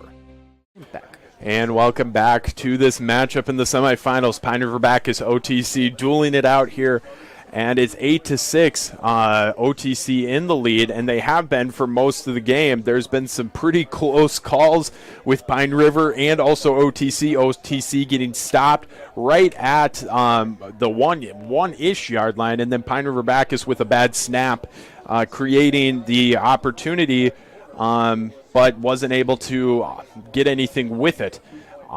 I think we've seen some really great football so far. We've seen mistakes that have been created, but we've also seen plays that have been big for both of these teams. Well, and I think this is kind of the game I expected coming into this game. That I think when we were talking about before the game is, we expected both these teams to be physical. We expected them to run the football quite a bit. And, it's been long, sustained drives by both teams. And, but the defense is making plays when they need to. Of course, we saw the goal line stand by Pine River and then the interception right before the half here by Mikkelson. Mikkelson, the names. But nonetheless, defensive stops were made, and it's just kind of one of those things where I expected this. I expected power running football. I expected them a lot of clock to be chewed up, but a lot of bending but not breaking on the defensive side. There's been a couple of big plays that have really been the difference in this one, but there hasn't been, in my opinion, a whole lot to separate between these two teams.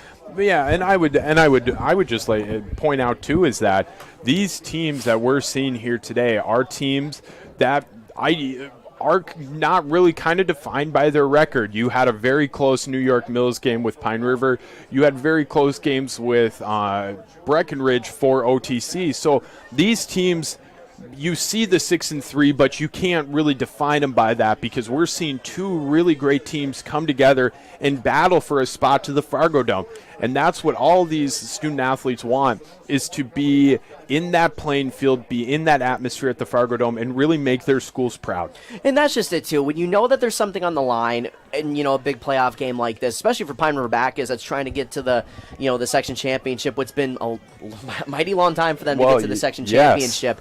And, you can tell that there's pressure on these schools. They put the pressure on themselves because they want to win. They want to be successful, as you mentioned, making the schools proud and getting to that big-time game. And this is a big spot for PRB. I mean, they found themselves in this situation last year.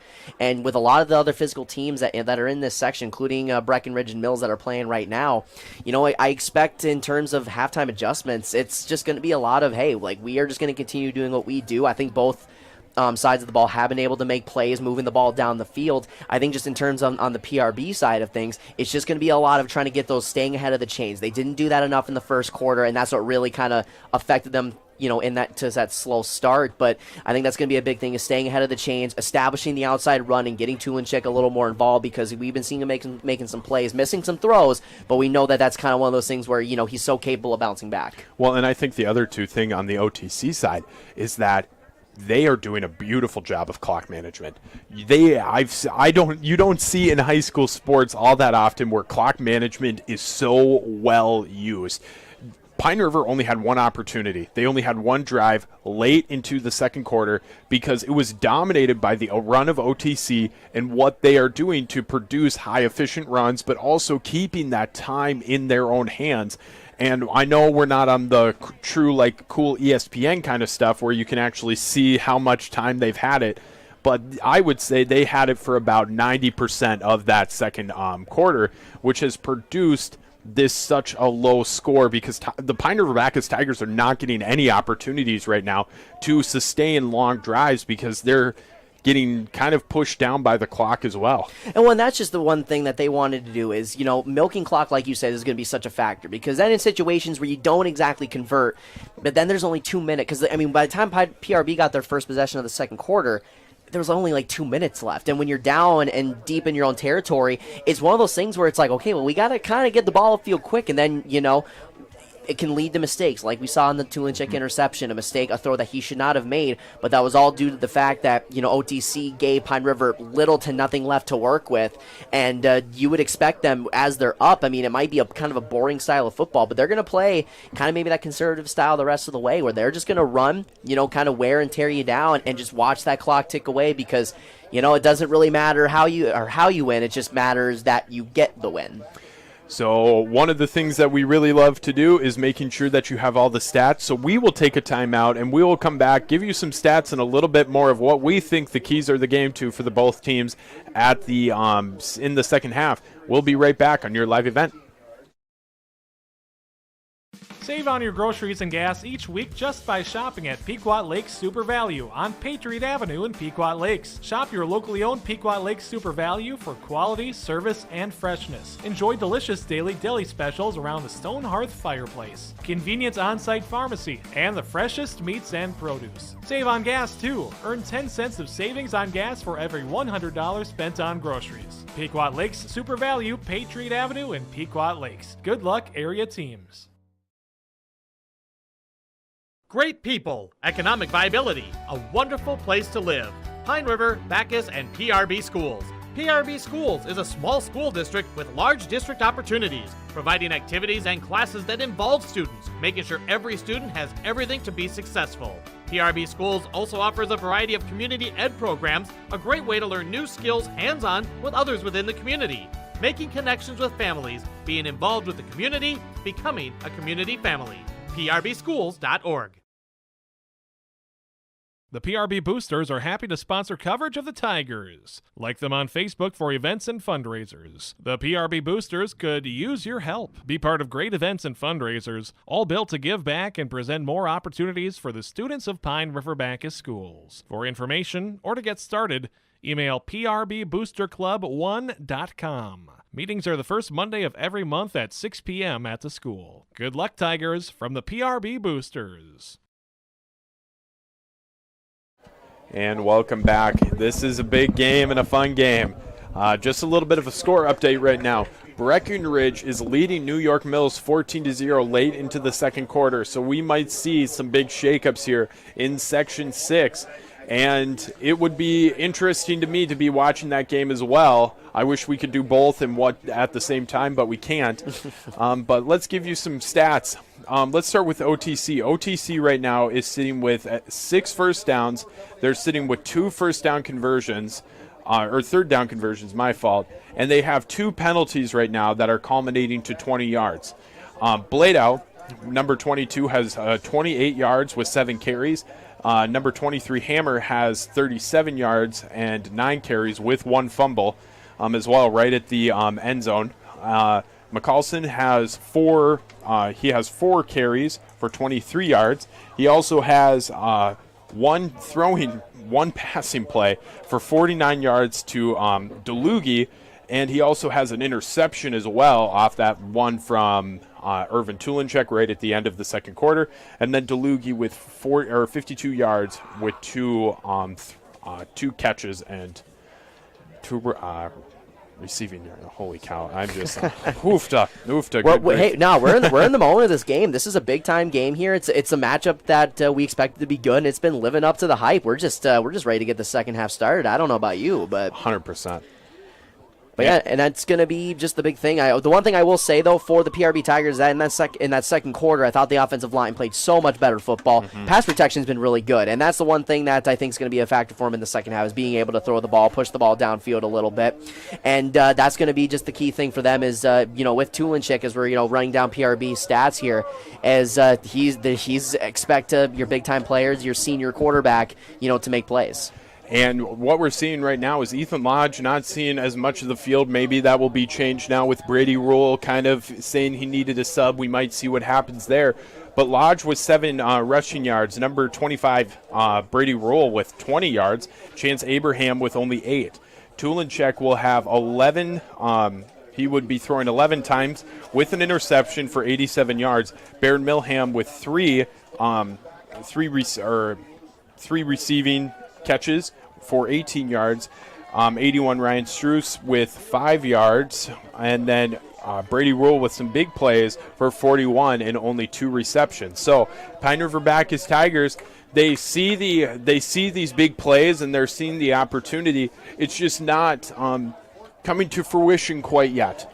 Well, that's one of those things where you just trust what you do, and even in situations where PRB found themselves down or not playing their best football, they're not going to shy away from what they do, and they're comfortable with the guys that they have, whether they're getting Ethan Lodge involved or not.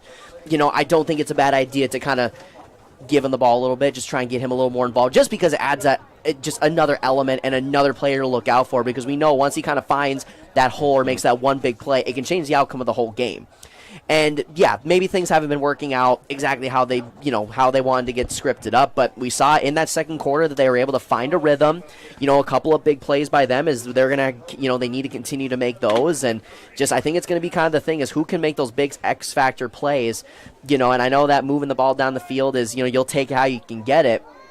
But I think getting some of those big-time chances with some of these players is going to be what's going to make the difference. And I think, with what we've seen from all season with Tulinchik, we know he can make those plays. We know guys like Ryan Struess and Milham can make it. And we'll just see what they have designed line up. I know that Coach Demars, I'm sure, is going to make some adjustments as, the plain and simple, it's just going to have to come down to you just got to play a little bit better, especially up front. And I think that's been a big thing for him. OTC, the offensive line for them has been really good. They've been good all game long, and that's kind of been how they've been able to move the ball, is you just ride with your guys up front. And as we get ready for the second half here, I'm going to be very curious to see what these offenses come lined up in.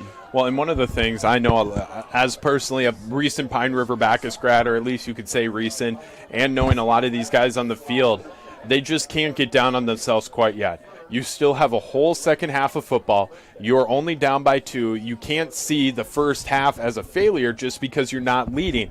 You have to see it as, we only had about one opportunity in the second quarter, and now we're going to maybe have potentially one here. But I would just say keep the heads up, keep it lively, keep it fun. And once the clock strikes 0 in the fourth quarter, that's when you can say, if you've done your best or you haven't. Well, I've been with these kids a lot of games for this season. They're not going to get down. They seem to find good ways to self-motivate and to get at it. They're going to be ready. It's just a matter of who can make the plays. So the Pine River Bacchus Tigers will be going left to right, and OTC will be going right to left. Chance Abraham with the boot, and it's going to go to number 20 or number 11. My fault. First time we've seen Chris Fawning, and he's going to get it to the 35-yard line, and that's the first time we've seen it. So clearly we're seeing a little bit of a mix-up here because Blado was hurt in that second quarter. Yeah, that's not a good sign for the Bulldog fans here as Blado. We know that he was a big factor in that first half and, a big key for this OTC offense. And the fact that he was not on the kickoff, it might be tough for him to return in this game. So we'll see what they have lined up personnel-wise. So it's going to be Christensen and Hammer in the backfield. It's going to be McCallson under center. It's going to be 1st and 10 on the 35. He's looking to throw, and he does. And he's going to get it past Milham into the hands of number 5, DeLugie, and it's going to be a big play for OTC. Absolutely gorgeous throw by Mikkelsen. That is like, for those that can't, it was tough to see just from the viewpoint, but that was such a phenomenal throw. It was good protection, and it was just a streak down the field. Because who was that caught the touchdown? It was DeLugie again with another touchdown catch. That was just a streak down the field, and it was good coverage, but the safety playing in just a little bit, and that was where he was able to lead his receiver. But that was right in stride, right near the sideline, rolling his receiver could get it, but that was just a perfect throw. And it would be a 61-yarder as well, making it 14-6, 11:45 left to go here in the third quarter. And it was 65, actually. Ben Kinzer corrected me. Luckily enough, I didn't add up anything yet. Hallelujah. So it's going to be Hammer and Christensen in the backfield. It's going to be McCallson under center, and he's looking to pass for the 2, and it's going to be no good. Brady Rule, luckily enough, seeing him back in. He was trying to get it to number 2, Owen Bueller, and it was just over his head. Well, and I talked about how I was curious to see, what adjustments they were going to make and what the offense were going to come out looking like. And again, like the first drive of the game, I don't think you could have drawn that up any better for Ottertail Central. No, you could have not. And now we're looking at a third quarter that starts off hot for OTC. Pine River, believe it or not, now is the opposite. They're on the opposite end of the spectrum. They can be the ones with the time management now, trying to push and get it down to the other end of the field. Well, and the big thing is that for Pine River is that this is still a one-possession game. I mean, they've done a good job, getting that stop, that 2-point conversion. That's going to help in the long run. You may not realize it now. Of course, it's easy just to be like, well, shoot. First play out of the gate, we give up a touchdown, but that's going to be big. And with how well they've been able to move the ball in that second quarter, if they can build off of that, just got to get the 2-point conversion in the end. But keeping it to a one-possession game, that's crucial. And before we do the kickoff, some score updates from around R&J Broadcasting. Crosby Ironton up 24-0 over International Falls. Pequot Lakes up 27-0 over the Aiken Gobblers. So now we will see number 5, DeLugie with the punt. It's going to be Rugroad and Lodge and Tulenchek as the receivers. It's going to go to Tulenchek on the 15. He's going to find some room, and he's going to find a lot of it. He's going to try to get out at the 30, and he does. And it's a good start for Pine River. Field position. In a game like this, well, my opinion on, your quarterbacks playing a kick and punt return. 100%. That's just a risk of injury. But, Tulenchek, a great athlete. You want him to make plays as best you can. But, good, solid return, solid field position to start off for the Tigers. And now, again, just like that first drive for OTC, after getting punched in the mouth, what do the Tigers decide to do offensively, or what they're going to line up here? And they still have that one deep safety with McCallson as that deep safety. But now the Tigers are looking to try to do something. It's going to be 1st and 10 on the 33-yard line. 2 out wide, 1 off to Tulenchek's right, and he's going to be in the shotgun. And it's a flag. That's offside. They was just trying to time that. You saw it right away, just kind of pinch in, just trying to time that offside, or trying to jump that blitz, but offsides on the Bulldogs. And that's going to be their third penalty now for another 5 yards, making it a total of 25. And that was actually Hammer was the one who went and got that flag. Well, and and I think that's not a bad thing, as that the Bulldogs are going to be aggressive, make them pay for it, and just trying to time that blitz perfectly. I saw that coming when I saw him creeping in. So it's going to be 1st and 5 on the 38. Tulenchek's going to have 1 off to his right. He's going to have 2 wide. It's going to be a design run, and he gets away. But he's going to get stopped, and he's going to gain about a yard. Well, it's turning nothing into something. That could have been a loss, as again the linebackers coming in blitzing on that time, and it creates a lot of pressure for that offensive line. They're able to get to Tulenchek, and now that makes still second down and 3, so they're still in good position here, but for the offensive line, they got to find a way to pick up those blitzes and figure out who's guarding who. So it's going to be 2nd and 3 on the 40-yard line. 11:04 left to go here in the third quarter. 14-6, OTC leading. And we'll see what happens here. He's got, Tulinchek's got 4 wide, and he's got 1 off to his right of Chance Abraham. It's going to be a little pitch to Lodge, and he's going to get nowhere. And they had that read. I mean, just playing it quickly as they saw when the offensive line was able to go up the field, and in shotgun, expecting a screen on that one. They were able to read that one well, and I'm trying. Getting Lodge, trying to get him involved in the offense. That's you like to see it. And 3rd and 3. This is a big time conversion for the Tigers, because then you're going to give the ball back for the Bulldogs, who have been able to move the ball well downfield. And, you're down by a touchdown, so converting on this 3rd down here, I mean, obviously it's crucial for the aspect of the score, but big for the momentum of the game, too. 3 wide. 3rd and 3 on the 40-yard line. Tulinchek's got Chance Abraham off to his right. He's looking to throw. He's coming back. He's going to go himself, and he breaks a block. He's going to keep going, and he's going to make it to about the 49-yard line. And, he had a couple of open receivers, including Travis on that far side on the left, but nonetheless, the pressure was able to close in, and Tulinchek trusting his legs to get the first down, and, you got to find a way to get the first down. That's going to do a lot for the momentum of this game going forward. So it's going to be the Tigers' 10th first down so far in this whole game, and it's going to be 1st and 10 on the 50-yard line. 9:46 left to go here in the third quarter, and the Tigers are looking the momentum. They're building it up, and they're looking to push and drive down the field. Tulinchek is going to have Abraham off to his right, 3 wide. And he's looking to throw. He's got a lot of time. The pocket starts collapsing. He rolls out. He looks to throw anyways, and it's going to be Milham, and it looked like he barely got his fingertips on it, and if he hauled it in, it could have been good.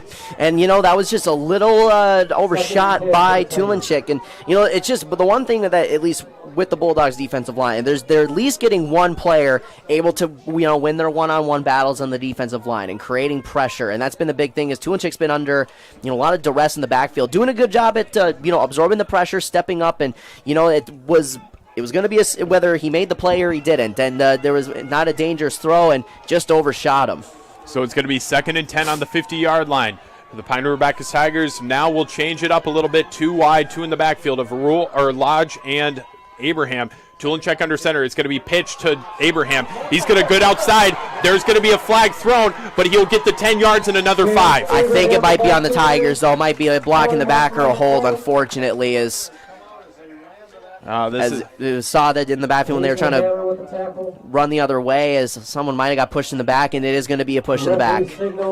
Block in the back against the Tigers. So that will push the Tigers back. How many yards? 10-yard penalty from the spot. So that would have been a 15-yard run by Chance Abraham, but negated by a flag. And that's the kind of things that the Tigers don't need right now. Well, and for the Tigers, that I don't, and just correct me if I'm wrong, but isn't that their first penalty of the game, and a big time to have it? You go from getting 15 yards to now 2nd and 25, and now in this, from going forward for these next couple of plays, you just got to try and make 4th down a little bit easier. So let's see what they can do. 2nd and 25 on the 35-yard line. Tulinchek's going to be under center with 2 out wide and 2 behind him. He's going to pitch, and it's going to be maybe the best play call right there on that one. As a coach, and even up here in the booth, you're just holding your breath, as that was, that play was doomed from the start. It was good pressure, good penetration by the Bulldogs, but just almost a disaster as he pitched that out just a little too late when they had all their guys covered. That could have resulted in a fumble, and now it's 3rd and 31, and not a lot of plays you have designed on a play like this. 3rd and 31 on the 29-yard line. The clock ticking down, 8:50, a little bit under above 8:40 to go in the third quarter, and the Pine River Bacchus Tigers are struggling right now. It looked promising, and now they're going to have to figure something out to at least get this a little bit more manageable for a punt from Corbin Knapp. 3 wide. In the shotgun is going to be Tulinchek. He's looking to throw. He's got a good pocket, and it's going to keep, and he's going to run. He's going to have to roll out, and he's going to get sacked.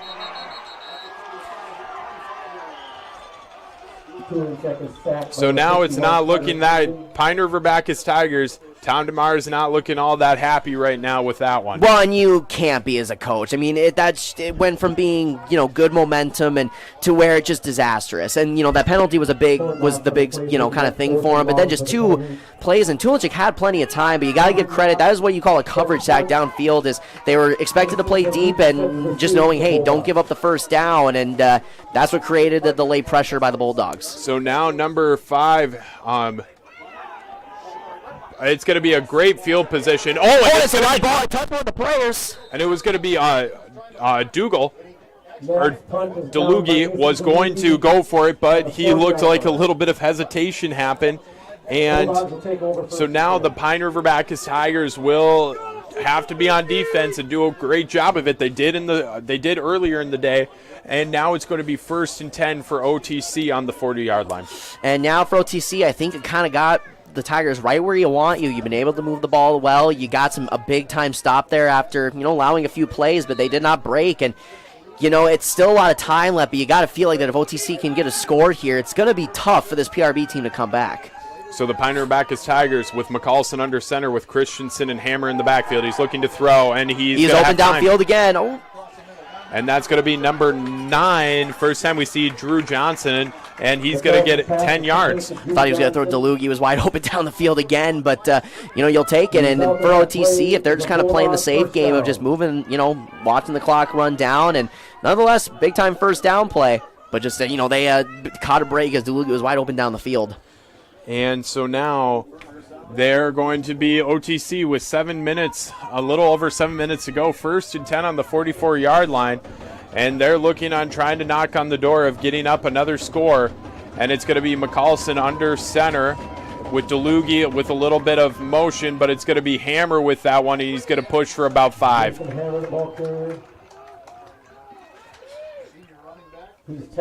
That's now... for OTC, just really flexing their muscle right now. Again, getting a good push up front. And, for the Tigers, I mean, again, playing both ways as a lot of these players do at this level, you can really kind of start to feel that the morale of this Tiger team is kind of losing it just a little bit as they're getting pushed around. So it's going to be McCallison under center with 2 wide, and then Hammer and Christensen. He's looking to throw, and he does. And it's going to be Tulinchek there, but it's going to be touchdown DeLugie. What a throw! Oh my goodness! Again, just a perfect ball down the field. Nothing crazy, just a one-on-one. Saw that, just running the street down the field, and a perfectly thrown ball by McCallison again, just leading DeLugie perfectly, and that's been killing him all game long. And so that was 37 yards of passing right there for McCallison. And DeLugie has got 4 catches today with big yardage. And 3 touchdowns now. I mean, it's a Randy Moss kind of game right now with the 4 catches, 3 touchdowns. You couldn't draw it up any better. And the thing is, it's nothing exotic that the Bulldogs are running. They're just seeing the one-on-one opportunities, seeing that they're not really able to cover DeLugie right now. And, him playing on the backfield, running that wheel route on the streak, splitting out wide, or whether it's him running the wheel route. It's been working for him, and it's been effortless has been the big thing. And so now it's going to be McCallison under center. They're going to go for 2, and we're going to get a timeout by OTC. So we'll take a timeout as well, and we'll be back on your live event in a short second.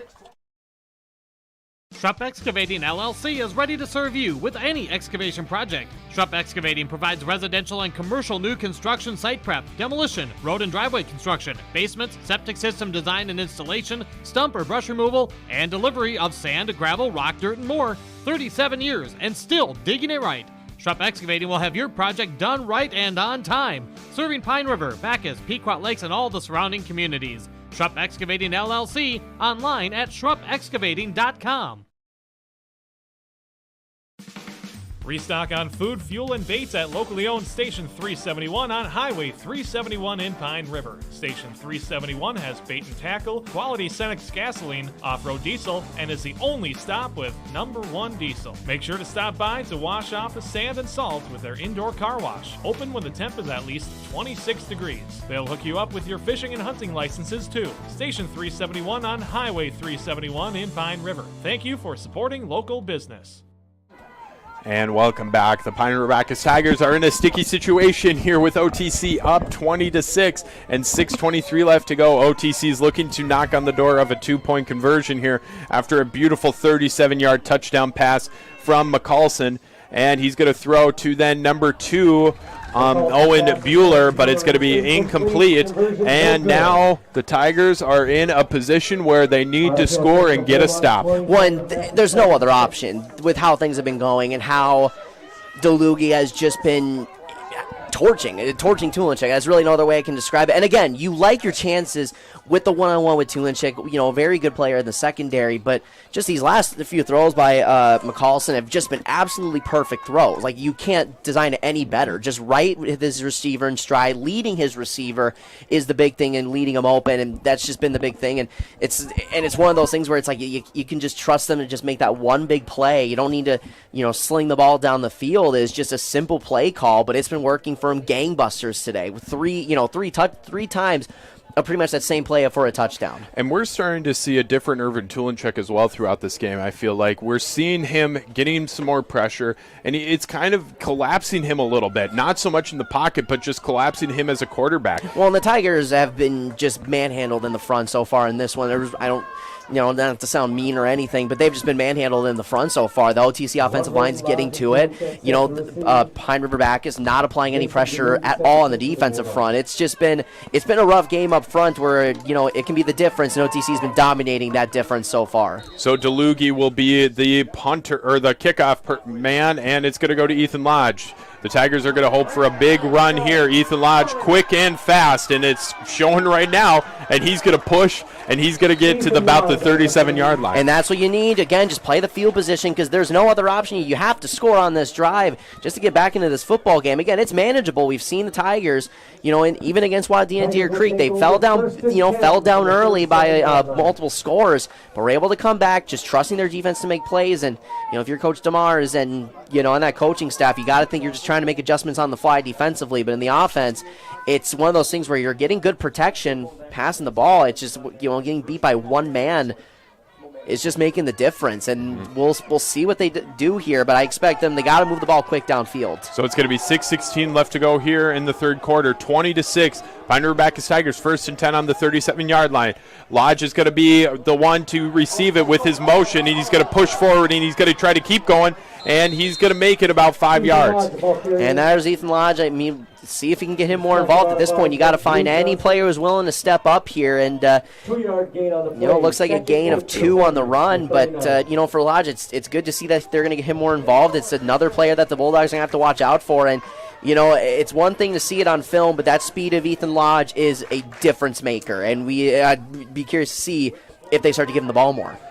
100%, and I 100% agree with that. 2nd and 8 on the 39-yard line. It's going to be 4 out wide. Rule is going to be off to the left. Lodge is going to be in motion, and it's going to go to Brady Rule or Chance Abraham. My fault. I was thinking that it was just going to be Rule. Well, and tell you what, it just shows with all the weapons and all the players that they have, they can hand the ball off to. That was a good fake. They were able to get the OTC secondary and linebackers to bite on it, and that just was created a good run on that one. And now 3rd and manageable, and this is where the Tigers need. You can't get it all on this one play. You can't tie it with one play, but you have to find a way to get this ball down the field into the end zone. So the Pine River Bacchus Tigers 4 wide. It's going to be Abraham, and they're going to push, and it's not going to be there. It might be short by a yard from my viewpoint. It's going to be close, and no other option. You expect them to go for it here.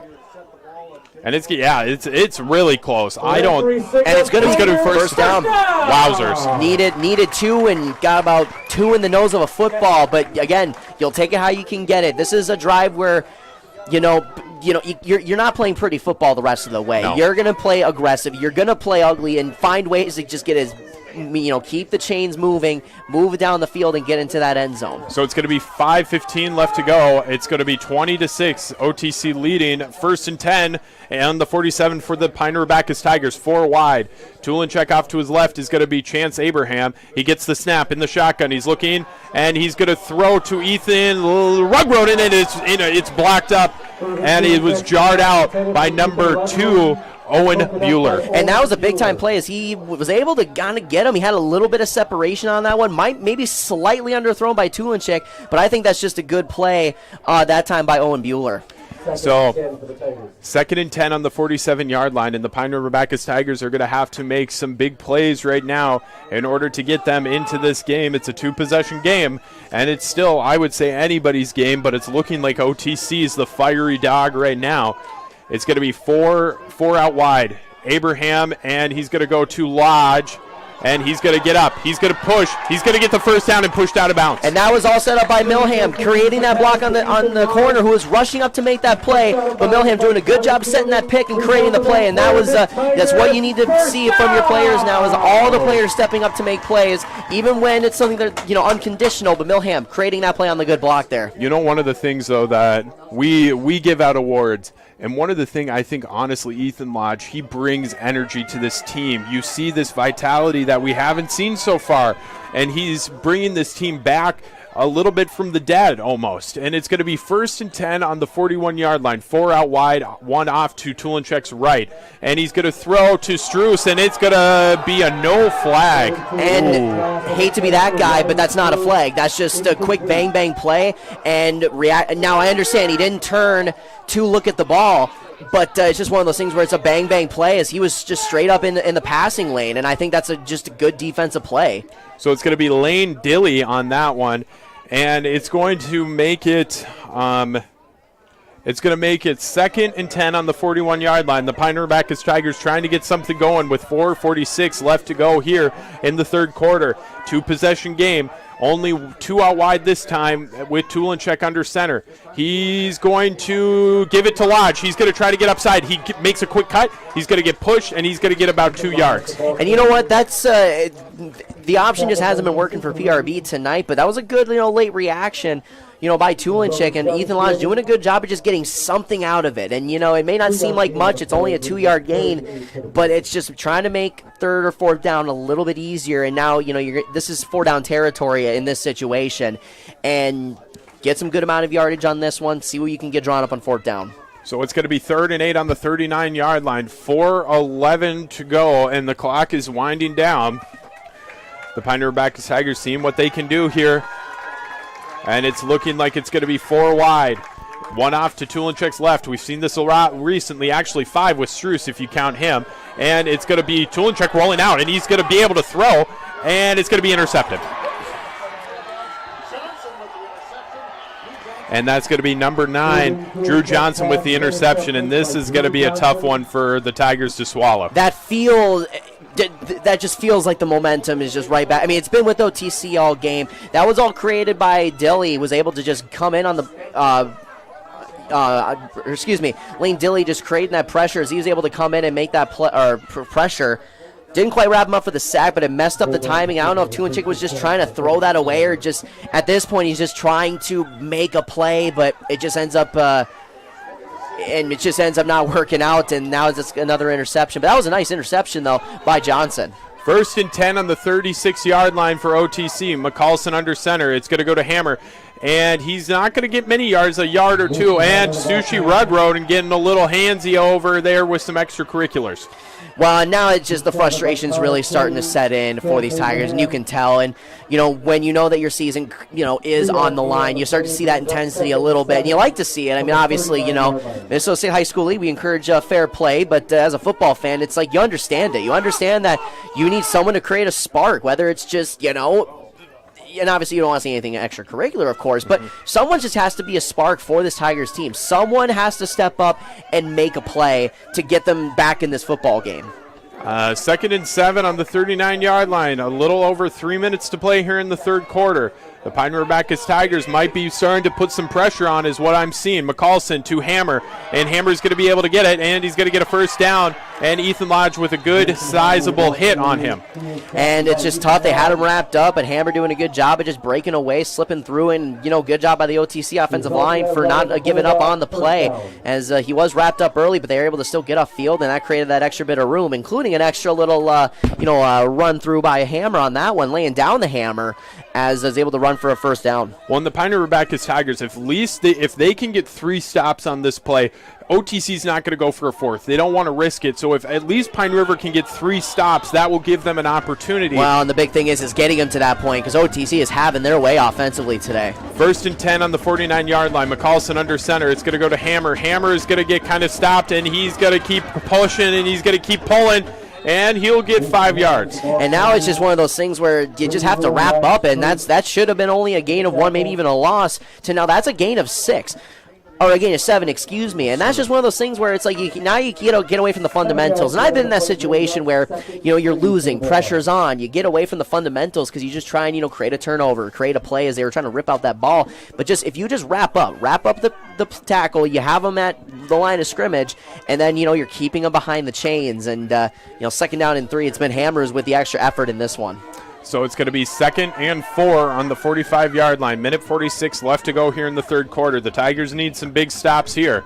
McCallson under center to Hammer. Hammer's going to keep going, and he's for sure going to get a first down. Good trap play there on that one as I create a good hole on the right side. And, Steelhammer has been reading the holes well so far in this one. And, it's just one of those things where they can just run anything, and the offensive line has been doing a good job at just opening up these holes. And, even with, excuse me, even with Blado out, it's just been keeping on for this OTC offense.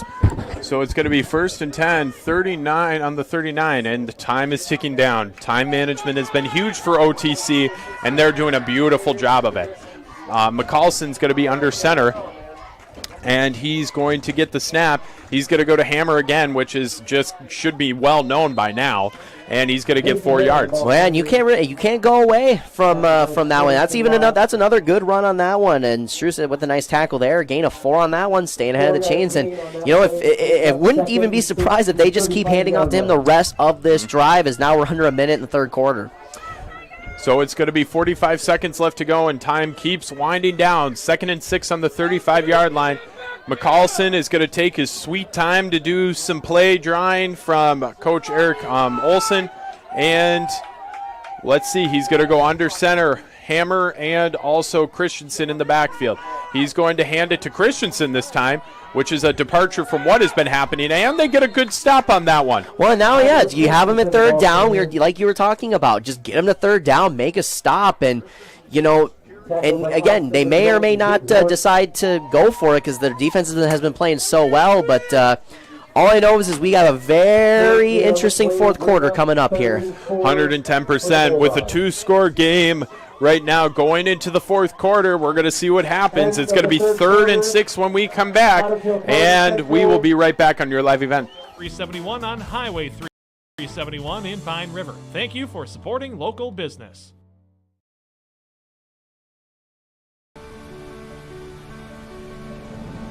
My roots run deep. I dream of a world where planting a seed can bring forth the food and knowledge our world needs right now. The field is my classroom, and I have the power to make a difference. I am going to feed the world someday.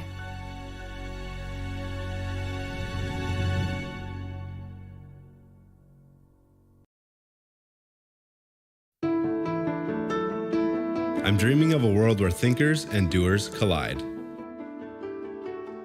Where technology creates pathways for new opportunities and ideas. I want to ask questions and shape the answers that lead to real and meaningful advancements in this digital era. I'm going to innovate the world someday.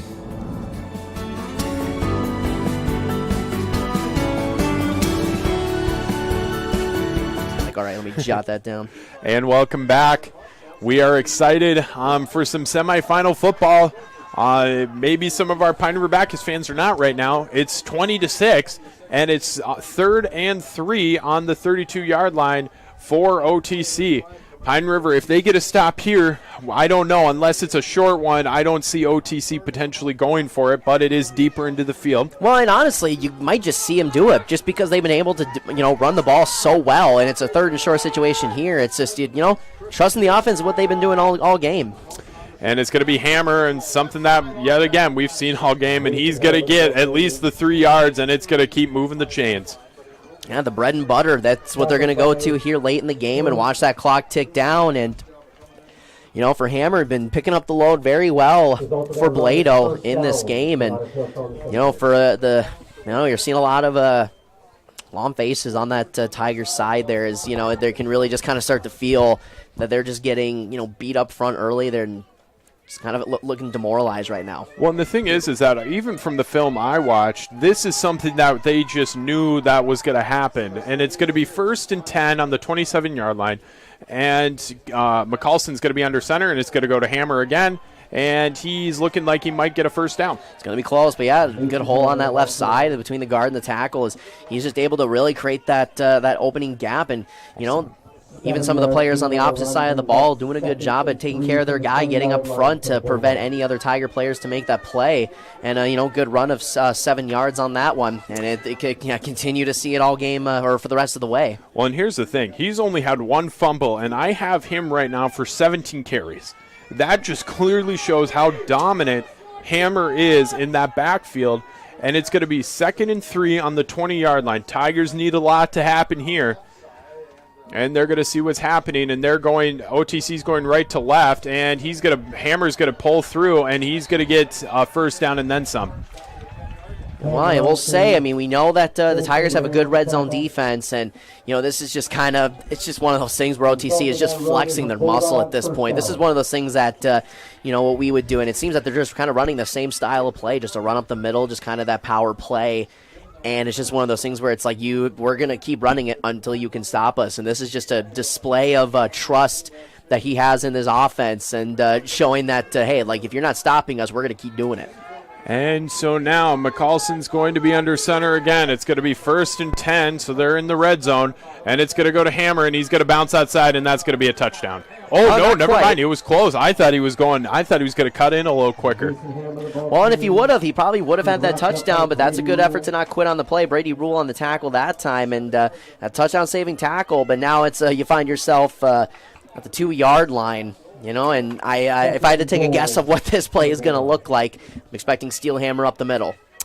And let's see what happens. It's going to be second and goal. And if they can get this one, this will probably seal the deal for PRB. And it's going to be Hammer up the middle and some cheering going on and a touchdown. And there it is. Yeah, nothing crazy on that one. Hammer just plugging it up the middle. And now this lead feels pretty insurmountable at this point. And now you're starting to see the down heads on the PRB sideline. And so it's going to be Pine River back is going to receive the kick. From Daigle will be the person who will.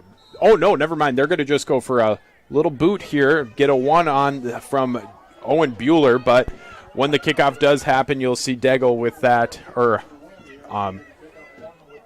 So let's see what happens. It's going to be Bueller, the first kickoff we've seen today, or first extra point we've seen today. So well, that's the kind of thing when you have a big lead, you get to see what your special teams got, because these are going to matter later down the road when you get to these big-time games. So let's see what happens. And the snap, and it goes, and Bueller's extra point is good. So we're going to see what happens here. So it's going to be Deluge is going to be the one to put the kickoff into the hands of the Pine River Bacchus Tigers. And no, oh shoot, I turned on the light accidentally. I think unless some incredible things happen for PRB, I don't know if they can really pull this one back in. Well, it's going to start on this drive, and they're going to have to start to get big chunk plays, really start to push the ball down the field quick. And I've seen crazy things happen, and for the Tigers, you just got to keep fighting, and because you never know what's going to happen. It's just you got to keep pushing the ball, but it's going to have to be big chunk plays from here on out. Now they're capable of doing that. We've seen them be able to do it this season, but they're going to need it at this point right now. So the Pine River Bacchus Tigers will receive it. And in the backfield, it looks like Lodge, Rugroden, and Tulinchek.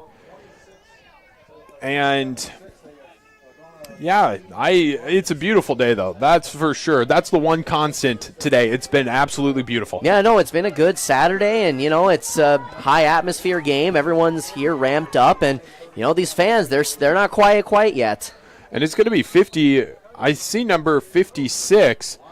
It's going to be Dilly with that one, and it's going to be Ethan Rugroden with the one with the ball, and he's going to run, and he's going to keep going, and he's going to get stopped at about the 30-yard line.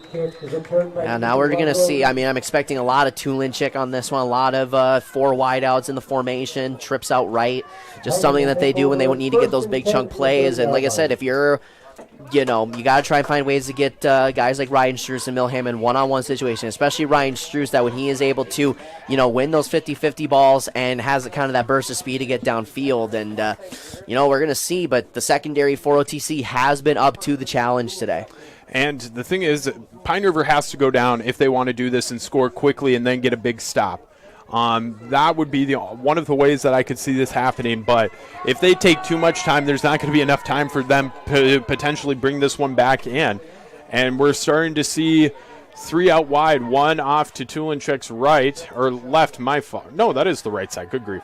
And he's looking to throw, and there's a lot of pressure, and he's going to get a flag, and we'll see what happens. I'm not quite sure what that flag would be for. It might even be a late hold on the Tigers, and just the offensive line just been getting bullied here today, and more pressure on by the OTC Bulldogs. It's been the same story all day.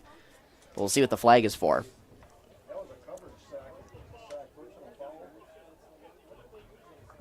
Referee signals unnecessary roughness. Okay. Well, unnecessary roughness, so PRB getting a break. And you know what? Even in situations like that, if they're going to commit the penalties like that, you got to find a way to take advantage of it in any way that you can. And funny enough, every quarter, the OTC Bulldogs have had a penalty. And they haven't had more than that. It's just one every quarter. Well, and it's been a clean game here so far. Both teams, sticking to the rules, playing clean football, but it's just with OTC, they haven't let it affect them that much. So it's going to be first. It's going to be 1st and 1, and it's going to be the ball is on the 30-yard line, and we're going to see 3 wide from PRB, and also 1 off to Tulinchik's right side. And, we're checking something out here. Are they? I don't know. Okay, it is short. Okay. 1st and short. So let's see what happens here. The Pine River Bacchus Tigers need something quick. Well, they just need about a nose of a football on this one. Let's see what happens. And open, they're going to go for it, and they get blitzed, and it's going to be a little dump off to Chance Abraham, and it's going to be good. And that's going to stop the clock with 9:11 to go, and that's what you want to see. Just find ways to move the ball down the field. And for PRB, you get a touchdown here, expect an onside attempt afterwards. And, now with they got to get going here, though, with, we're just around the 9-minute mark. And time's going to start ticking down, and we're close to 9 minutes here. 1st and 10 on the 44-yard line, trying to get into OTC territory. The Pine River Bacchus Tigers need a big play right now. And they're going to have Tulinchik with Chance Abraham off to his right, or left in that case, and the big throw to Travis, and it might be intercepted, but Travis doing a good job of knocking that one down. And Travis, that was pretty much the saving play for him right there. Underthrown ball, as we've seen Tulinchik miss a lot, good chunk of those throws, but Travis is staying down too, and it's going to be an official timeout.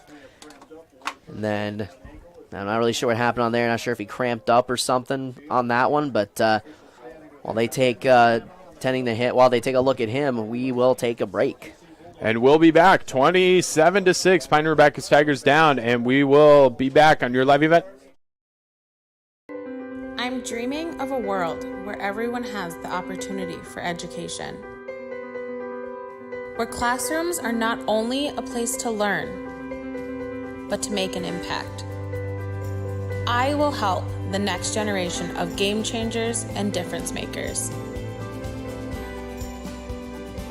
I am going to teach the world someday.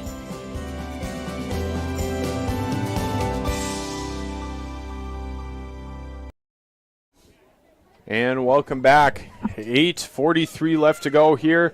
Carson Travis getting up on his own fruition, and it looks like he is good to go, and it's going to be 27-6. 2nd and 10 on the 44-yard line, and it's going to be an interesting rest of the game for the Pine River Bacchus Tigers, and it's going to be 3 wide with 2 in the backfield for Tulinchik, and he's going to get big blocks throw to Rugroden, and he's mad about that one. Yeah, and that's just a drop. Nothing. No, I don't really have much of an analysis on that. That's just a play you have to make. And so another incomplete. Oh, man, Breckenridge with 21-0 with 3 minutes left. Both of the teams who were expected to go on might not do so. Yeah, you got the two lower seeds, but again, as mentioned, the pregame, OTC and Breckenridge have built a nice little rivalry of duking it out for the section title every year, and it seems that we're on pace for that again. And so it's going to be 3 wide, 2 in the backfield, 3rd and 10 for the Tigers. It's going to be Tulinchek. He's looking to throw, and he's going to have time, and he throws it to Ryan Struess, and it's going to be a first down at least, and Struess is going to keep going, and he's going to keep running, and he's going to get to about the 37. Well, and there you go. There's the play that you needed, and I tell you what, that was a good cross-body throw. Those are tough throws to make, and especially under pressure like that, but able to find Struess and finally able to make that big play. And let's see what they got going here. I mean, the only way you can start a comeback is to get into the end zone. So we'll see what they got drawn up here. But that's the big play that they needed. About 17 yards there for Struess on that one, and some good attempts as well. It's going to be 8:26. The Pine River Bacchus Tigers need this one in the end zone quickly. And it's going to be 3 wide.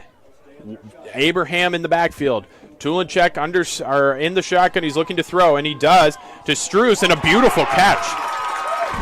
Not much more you can say on that. Well, no, and that was a kind of a tough throw. Struess diving to make that one, and with 2 players on him, and now it seems that they're starting to make some plays here.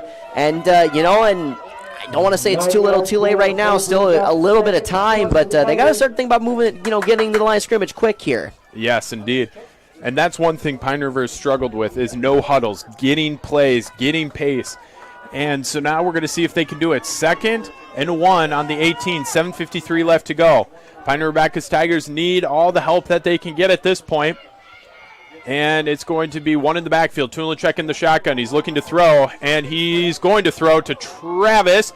And it's going to be a catch.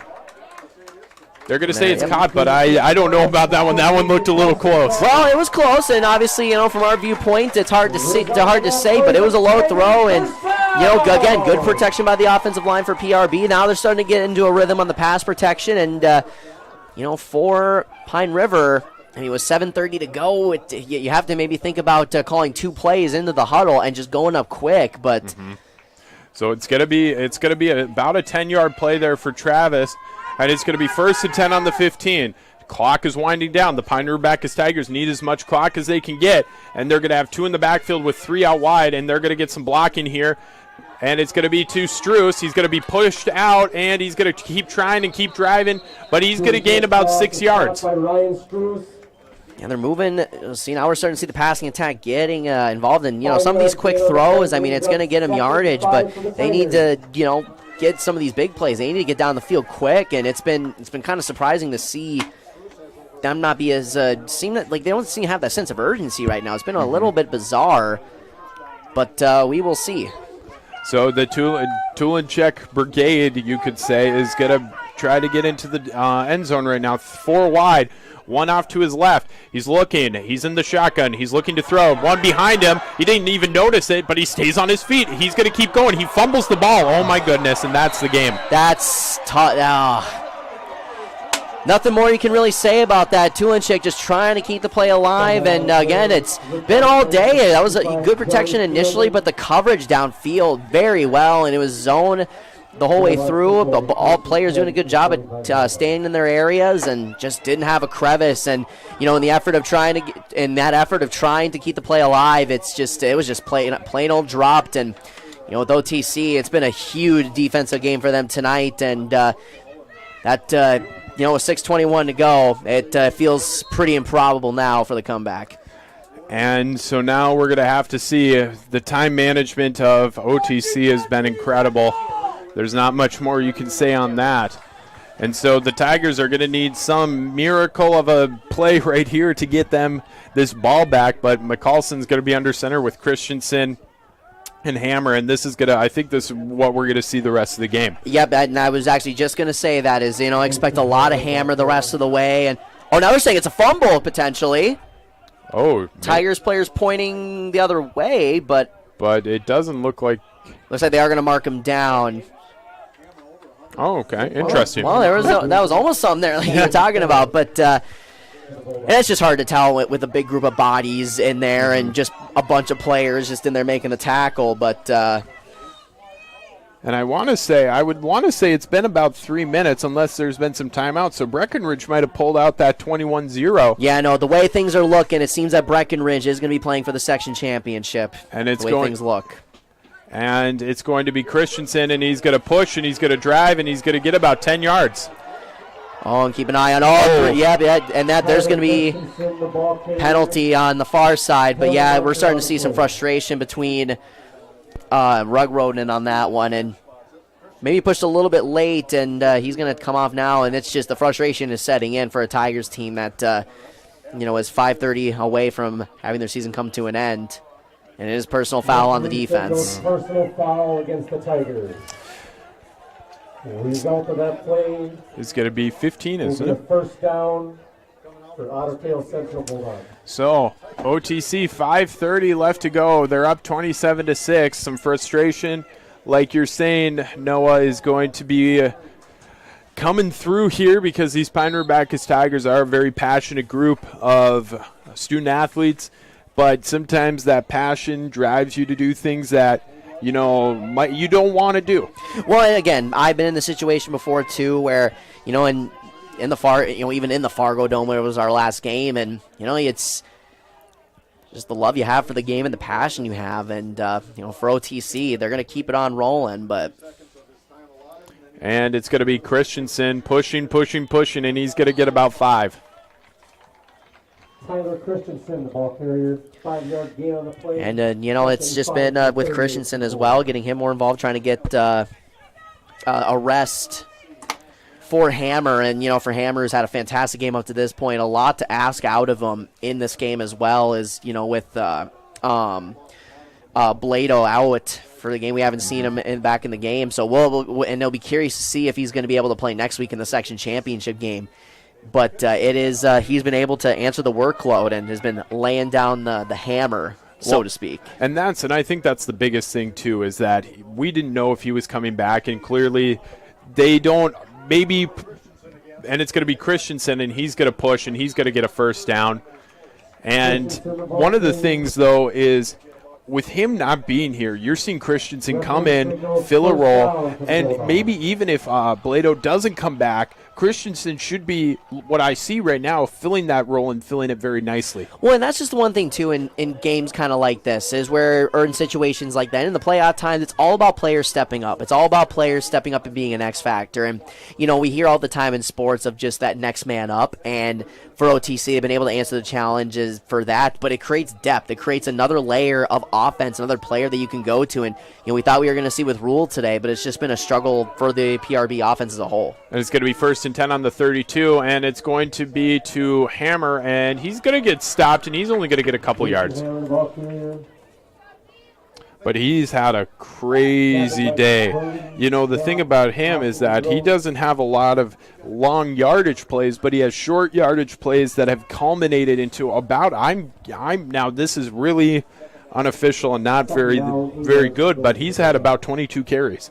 No, and honestly, that feels like it. It feels like he's been the workload running back. Like you just know from watching it, he's been getting all the carries, but he is gonna take a seat on the bench, get a rest, a well-deserved rest. Mm-hmm. But no, it feels like that, and they're as Hank Graham once said, matriculating the ball down the field, and it's with a workload running back like that, it's a valuable commodity to have. And it's going to be 2nd and 8 on the 30-yard line.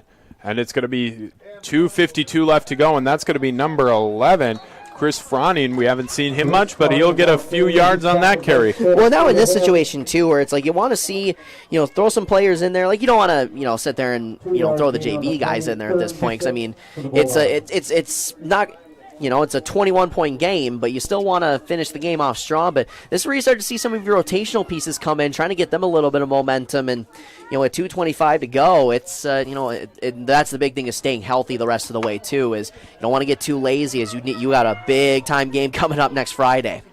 And so now McCallson's going to be under center again.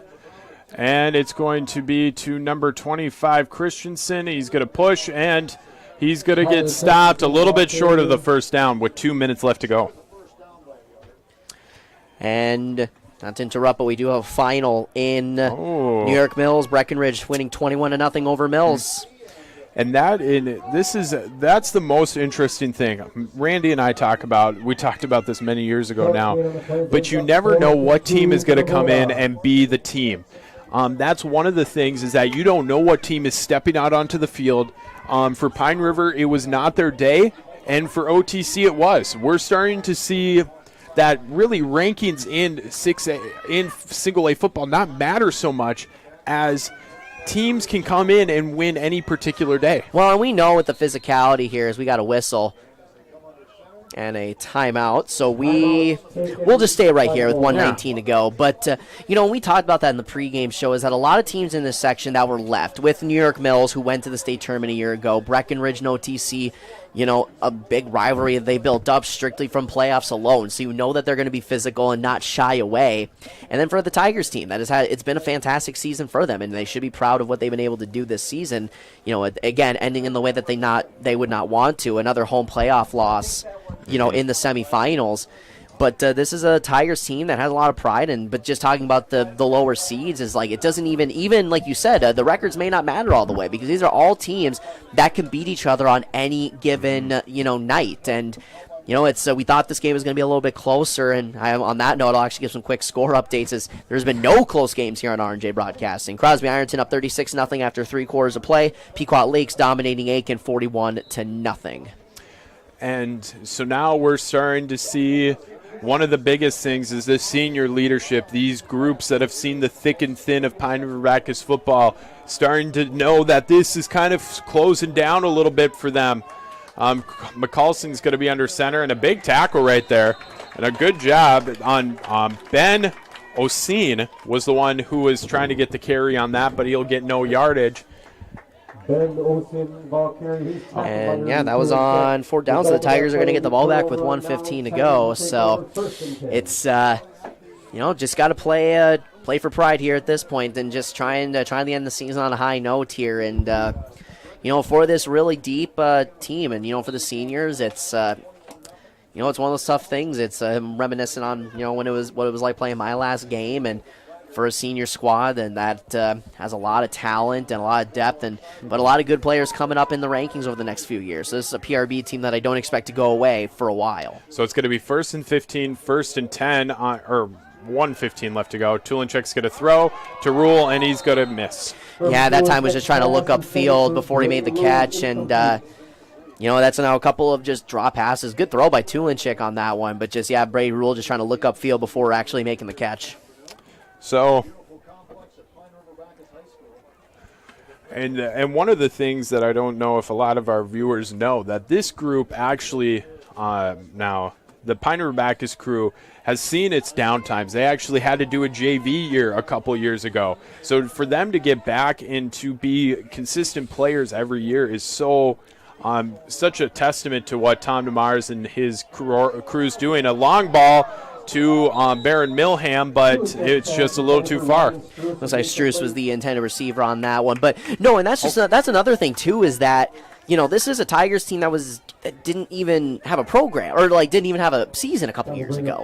And with that, and just in the short time that they've been able to build this team back up, and then even with a COVID year, that they've been able to get things back to where they need to be section contenders now.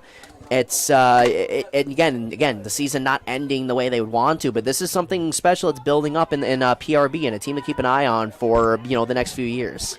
So it's going to be 3rd and 10 on the 25. It's going to be a throw to Struess, and it's going to be right on the money. It's going to be close too. Depends on where they place it here. They're saying 1st down. Referee signals Tiger 1st down.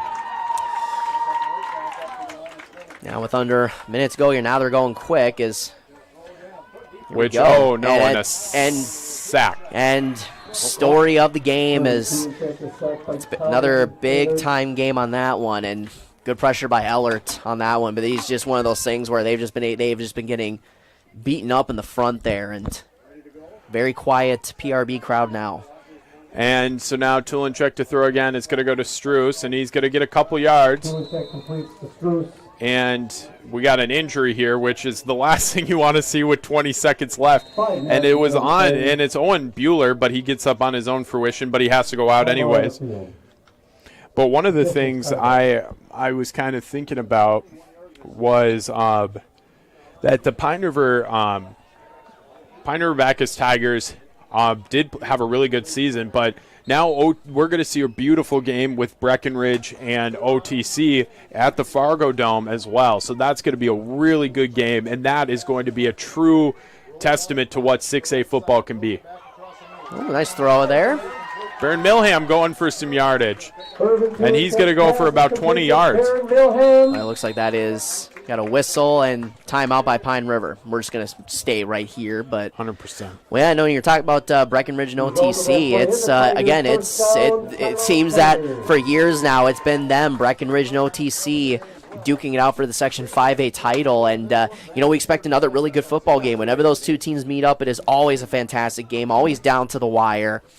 And should be a lot of fun, and they've been doing it for years, and a lot of changes within some of these programs. Even New York Mills have been able to build up the program well, but even as lower seeds of OTC and Breckenridge, they still find a way. Still find a way to play each other in the Fargo Dome. Well, and one of the things too is that this day, like you've said, Noah, this day wasn't the day that maybe Tom Demars wanted for his program, but there's still a lot of learning and a lot of building and growing, and a beautiful throw by Tulinchek. And Struess is going to just miss it, and that's the game. 27-6, Pine River Bacchus Tigers lose in the semifinals. OTC going to the Fargo Dome against Breckenridge, and we will take a short timeout. I don't know how many interviews we're probably going to get, Noah. It'll be tough. It'll be tough. We'll see what happens. We'll be right back. I'm dreaming of a world where the crack of a bat is not just a hobby, but a lifestyle. Where I can build upon long traditions from the ground up. I want to work in an industry where all people can make their own field of dreams become reality. I'm going to elevate the world of sports someday.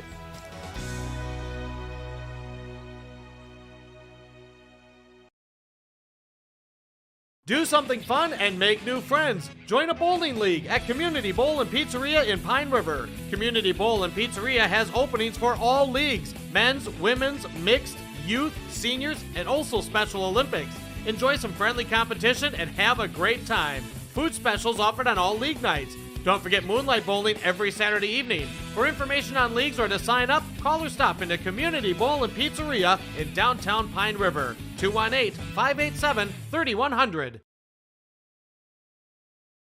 Country Doc Veterinary Clinic in Pine River is proud to support radio coverage of our area athletes. No matter the sport, they salute the kids and coaches for all their dedication and wish them all the best of luck. Country Doc Veterinary Clinic thanks all the coaches, staff, and volunteers for taking the time to provide our area kids plenty of opportunities. Country Doc Veterinary Clinic is located east of Pine River on County Road 1, providing compassionate small animal care for your beloved pet. And welcome back. Pine River losing in the section finals 27-6. Now OTC will be on the road to the Fargo Dome, and they will play Breckenridge. So a really awesome game will be held at the Fargo Dome. We're going to break down some stats here. The Pine River Bacchus Tigers doing a good job towards the end of it, and Breckenridge, or OTC, being the big dogs in this one. So I'm going to give you the best that I can. I'm not going to call it 100%, but it's going to be Blado is 7 carries for 28 yards. Hammer is going to go 22 carries for 83 yards. McCallson will go for 4 carries for 23 yards. Christensen, he will do 5 for 22 yards. Johnson, 1 catch for 10 yards. Dougal was going to do, he had 3 touchdowns and close to 120 yards, and Johnson with an interception. For the Pine River Bacchus Tigers, Ethan Lodge going for 5 carries for 15. Abraham, 3 for 14. Rule, he went 8 for 20. Struce went 9 yards. Knapp went 4. Tulinchek running for 20. Tulinchek also throwing many of times, but probably getting about close to 110 yards. Knapp, he threw for 8 yards. Ryan Struce, 6 for 33 yards. Travis with 1 catch for 10. Ethan Lodge with 1 catch for no gain. Milham, he went for 36 yards for 5 catches, and then Brady Rule, 41 yards for 2 catches.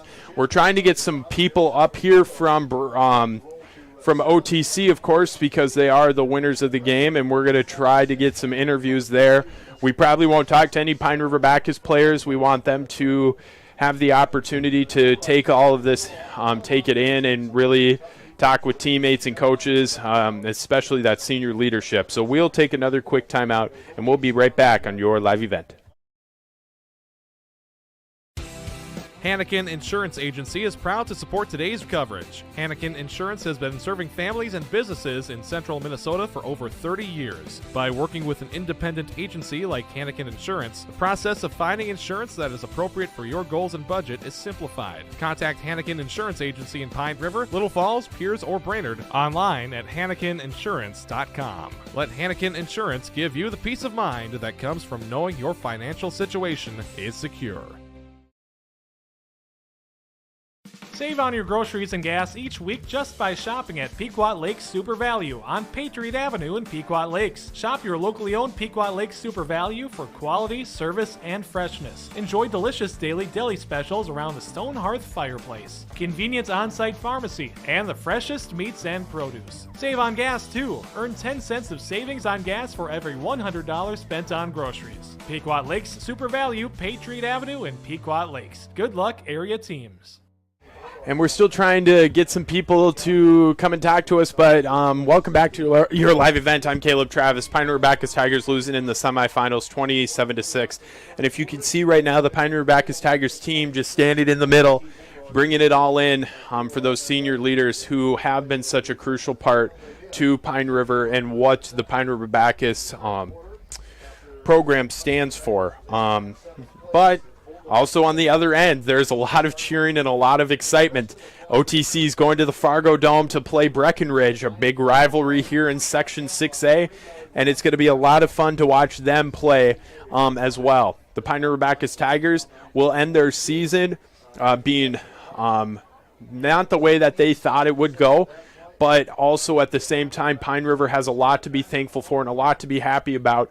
To get to these semifinals, they had a really hot start, and then it kind of with some close games, and then this kind of culminated. But the Pine River Bacchus Tigers will not be making it to the section finals. OTC will, and we'll take another timeout while we're waiting for some interviews here on your live event.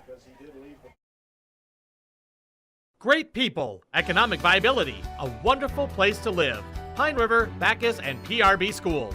PRB Schools is a small school district with large district opportunities, providing activities and classes that involve students, making sure every student has everything to be successful. PRB Schools also offers a variety of community ed programs, a great way to learn new skills hands-on with others within the community, making connections with families, being involved with the community, becoming a community family. PRBschools.org. The PRB Boosters are happy to sponsor coverage of the Tigers. Like them on Facebook for events and fundraisers. The PRB Boosters could use your help. Be part of great events and fundraisers, all built to give back and present more opportunities for the students of Pine River Bacchus Schools. For information or to get started, email prboosterclub1.com. Meetings are the first Monday of every month at 6 p.m. at the... So welcome back, and I want to do something. I want to make sure that our sponsors get recognized. Trustworthy components of Pine River, Plumbing, etc. of Pine River, thank you so much for being our sponsors. Station 371, thank you so much for being a great Pine River Bacchus sponsor as well. Also Family Market and Enbridge as well. And I will also say the star of the game for Pine River Family Market is where you can find it all and still enjoy the local hometown atmosphere. Every Wednesday, gallons of milk are just $6 for $2. Visit them. Visit them online for curbside pickup or delivery, PineRiverFamilyMarket.com. So we want to say thank you to them, And then also we want to say thank you to Stonemark Land and Surveying. Contact Stonemark Land and Surveying in Pequot Lakes for your property boundary measurement needs. Visit stonemarksurvey.com, where every foot counts. Thank you so much to them as well for sponsoring Pine River Bacchus football. Station 371, restock on food, fuel, and bait at locally owned Station 371 on Highway 371 in Pine River. Station 371 has bait and tackle and quality Cenex gasoline. It's the only area fuel station with off-road diesel, and Station 371 on Pine River. Coach Tom Demars, I'll have you put this on. I didn't get the actual microphone out. We were having some technical difficulties early on. But Coach Demars, thank you for stopping by. I'm just going to ask a very simple question, and then you can kind of go from there. What are you thinking right now? Well, I think we had our chances. It's first half was a good first half for, I think, both teams. We only had the ball 3 times. They only had the ball twice. Each team got a little bit going on offense, able to move the ball. For whatever reason, we gave up big play once in the first half, and we gave up big play the first play of the second half, and that we're trying to battle back that whole time, and I think just getting in that hole, maybe we tried some things we shouldn't have tried, perhaps, but after we got in the hole, we just couldn't battle back and get out of it. So I'm going to ask this question is, I know a lot of student athletes come on after and watch the games on your live event and other streaming platforms as well. What would you say, like words to them if they listen? What would be your words to those guys after this season ender? Are we talking our players? Yes, our players, yeah. Well, especially our seniors right now. I mean, they've been through a lot here as a football team, football program. Many of them got forced into action because of numbers, forced into action as freshmen, and they put in a ton of time. So this, you could see the emotion out there at the end of the game. It really hurts, and I have no doubt that those guys are going to be. As far as Tiger football goes, they're going to follow us. They're still going to support us, and I can't say enough about those guys and what they've done for us the last few years. And my last question to you, Coach Demars, is what does the future hold for you as a coach? I know this is just right now at the end, but are you seeing yourself potentially coming back next year, or what's the plan? Yeah, I haven't put any thought into it. I always plan on moving forward and getting better from year to year to year. So that said, I don't have too many years left, and I got a lot of gray hair right now. So we'll cross that road when we get to it. Okay, well, awesome. Thank you so much, Coach. Good. Good luck in the wrestling season. I know you do a little bit of wrestling coaching as well, so we'll see you hopefully around that time as well. So thank you, Coach Demars, and we'll take a short time out, and we'll be right back on your live event. From the PRB Boosters. Shrupp Excavating LLC is ready to serve you with any excavation project. Shrupp Excavating provides residential and commercial new construction site prep, demolition, road and driveway construction, basements, septic system design and installation, stump or brush removal, and delivery of sand, gravel, rock, dirt, and more. 37 years and still digging it right. Shrupp Excavating will have your project done right and on time, serving Pine River, Bacchus, Pequot Lakes, and all the surrounding communities. Shrupp Excavating LLC, online at shruppexcavating.com. Restock on food, fuel, and baits at locally owned Station 371 on Highway 371 in Pine River. Station 371 has bait and tackle, quality Cenex gasoline, off-road diesel, and is the only stop with #1 diesel. Make sure to stop by to wash off the sand and salt with their indoor car wash, open when the temp is at least 26 degrees. They'll hook you up with your fishing and hunting licenses too. Station 371 on Highway 371 in Pine River. Thank you for supporting local business.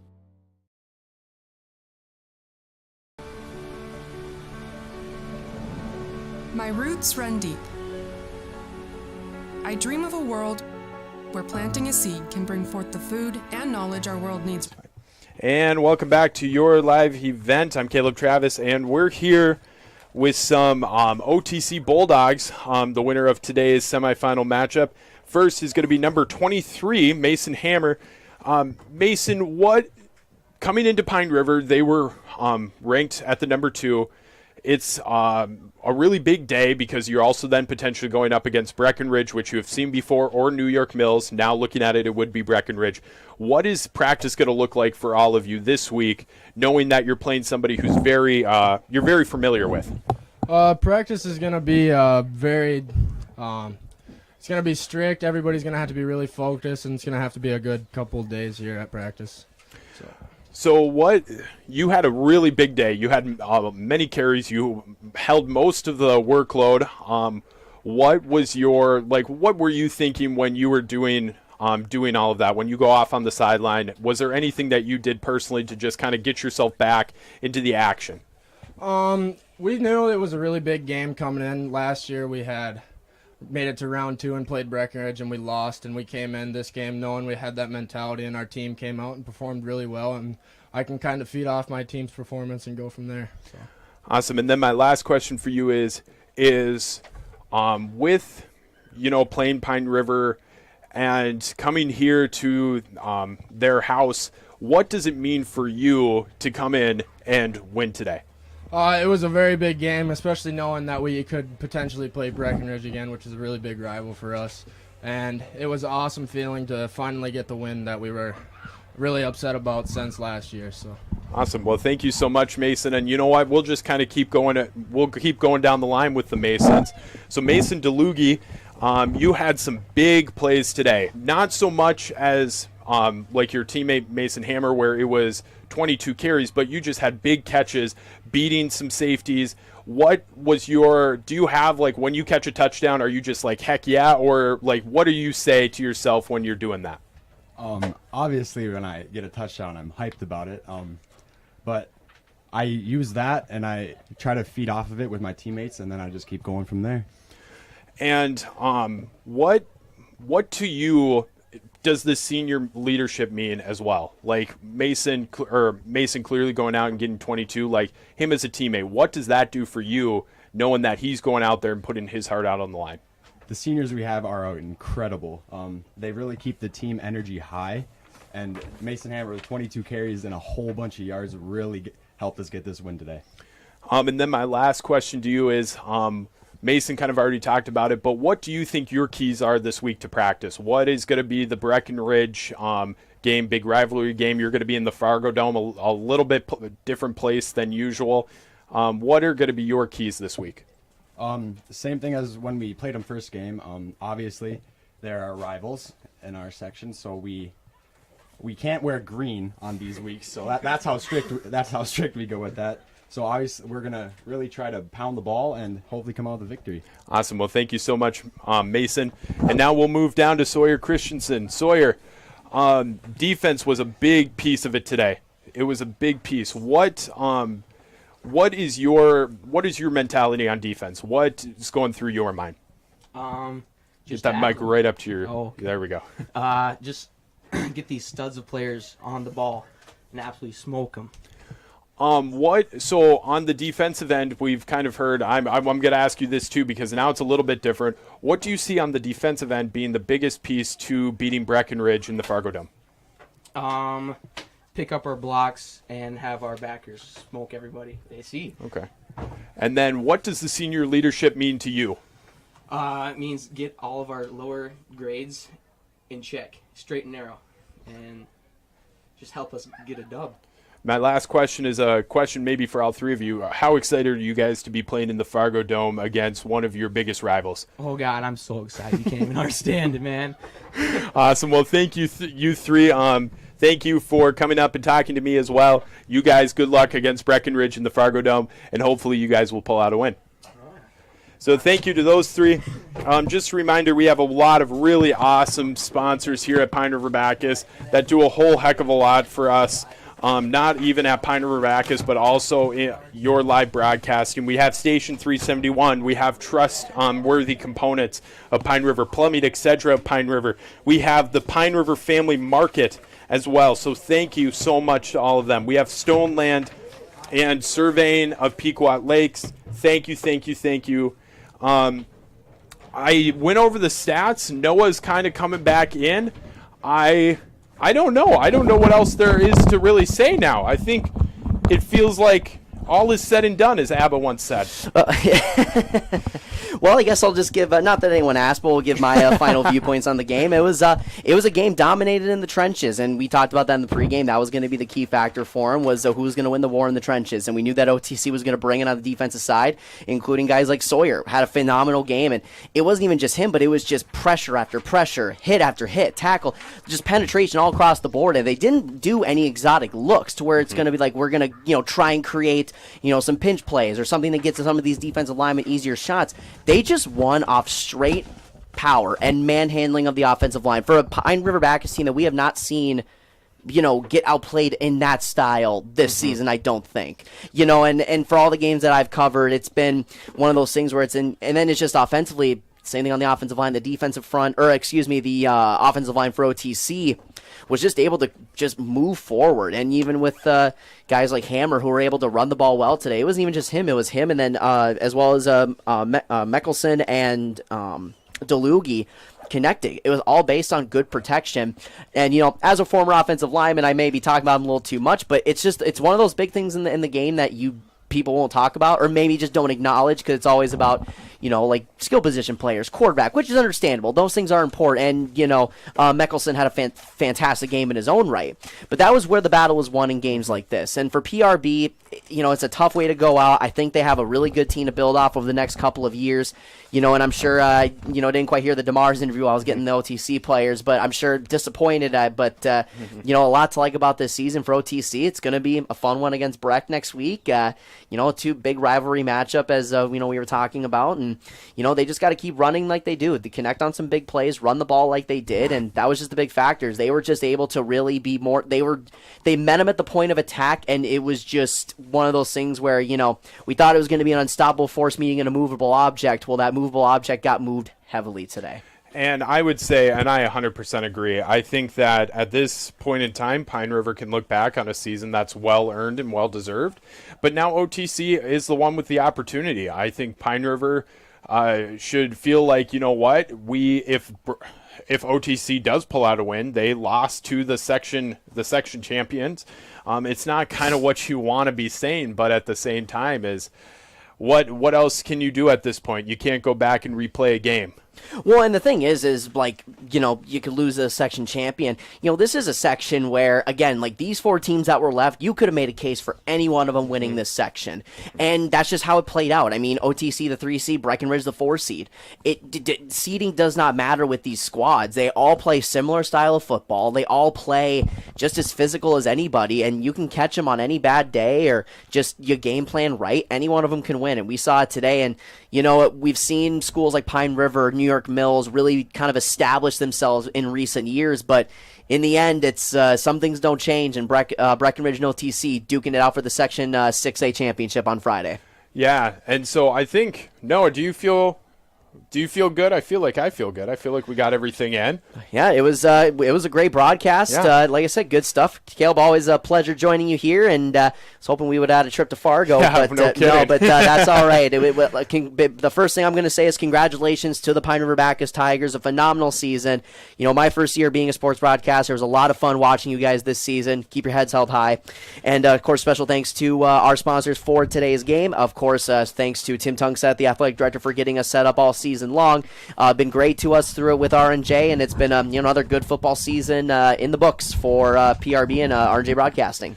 Yeah, and I would like to say that same as well. John Clark and also Chris Halverson, thank you for letting us come into the school district, and then also Tim Tungsuck with helping us out. And I would like to thank all of our sponsors and all the people who listen. Without you, we couldn't be doing all the stuff that we do. So thank you yet again. And you know what? We're going to sign off here on Pine River Bacchus Football, Season 23. Thank you so much for listening and watching, and have a good night, and we'll see you later.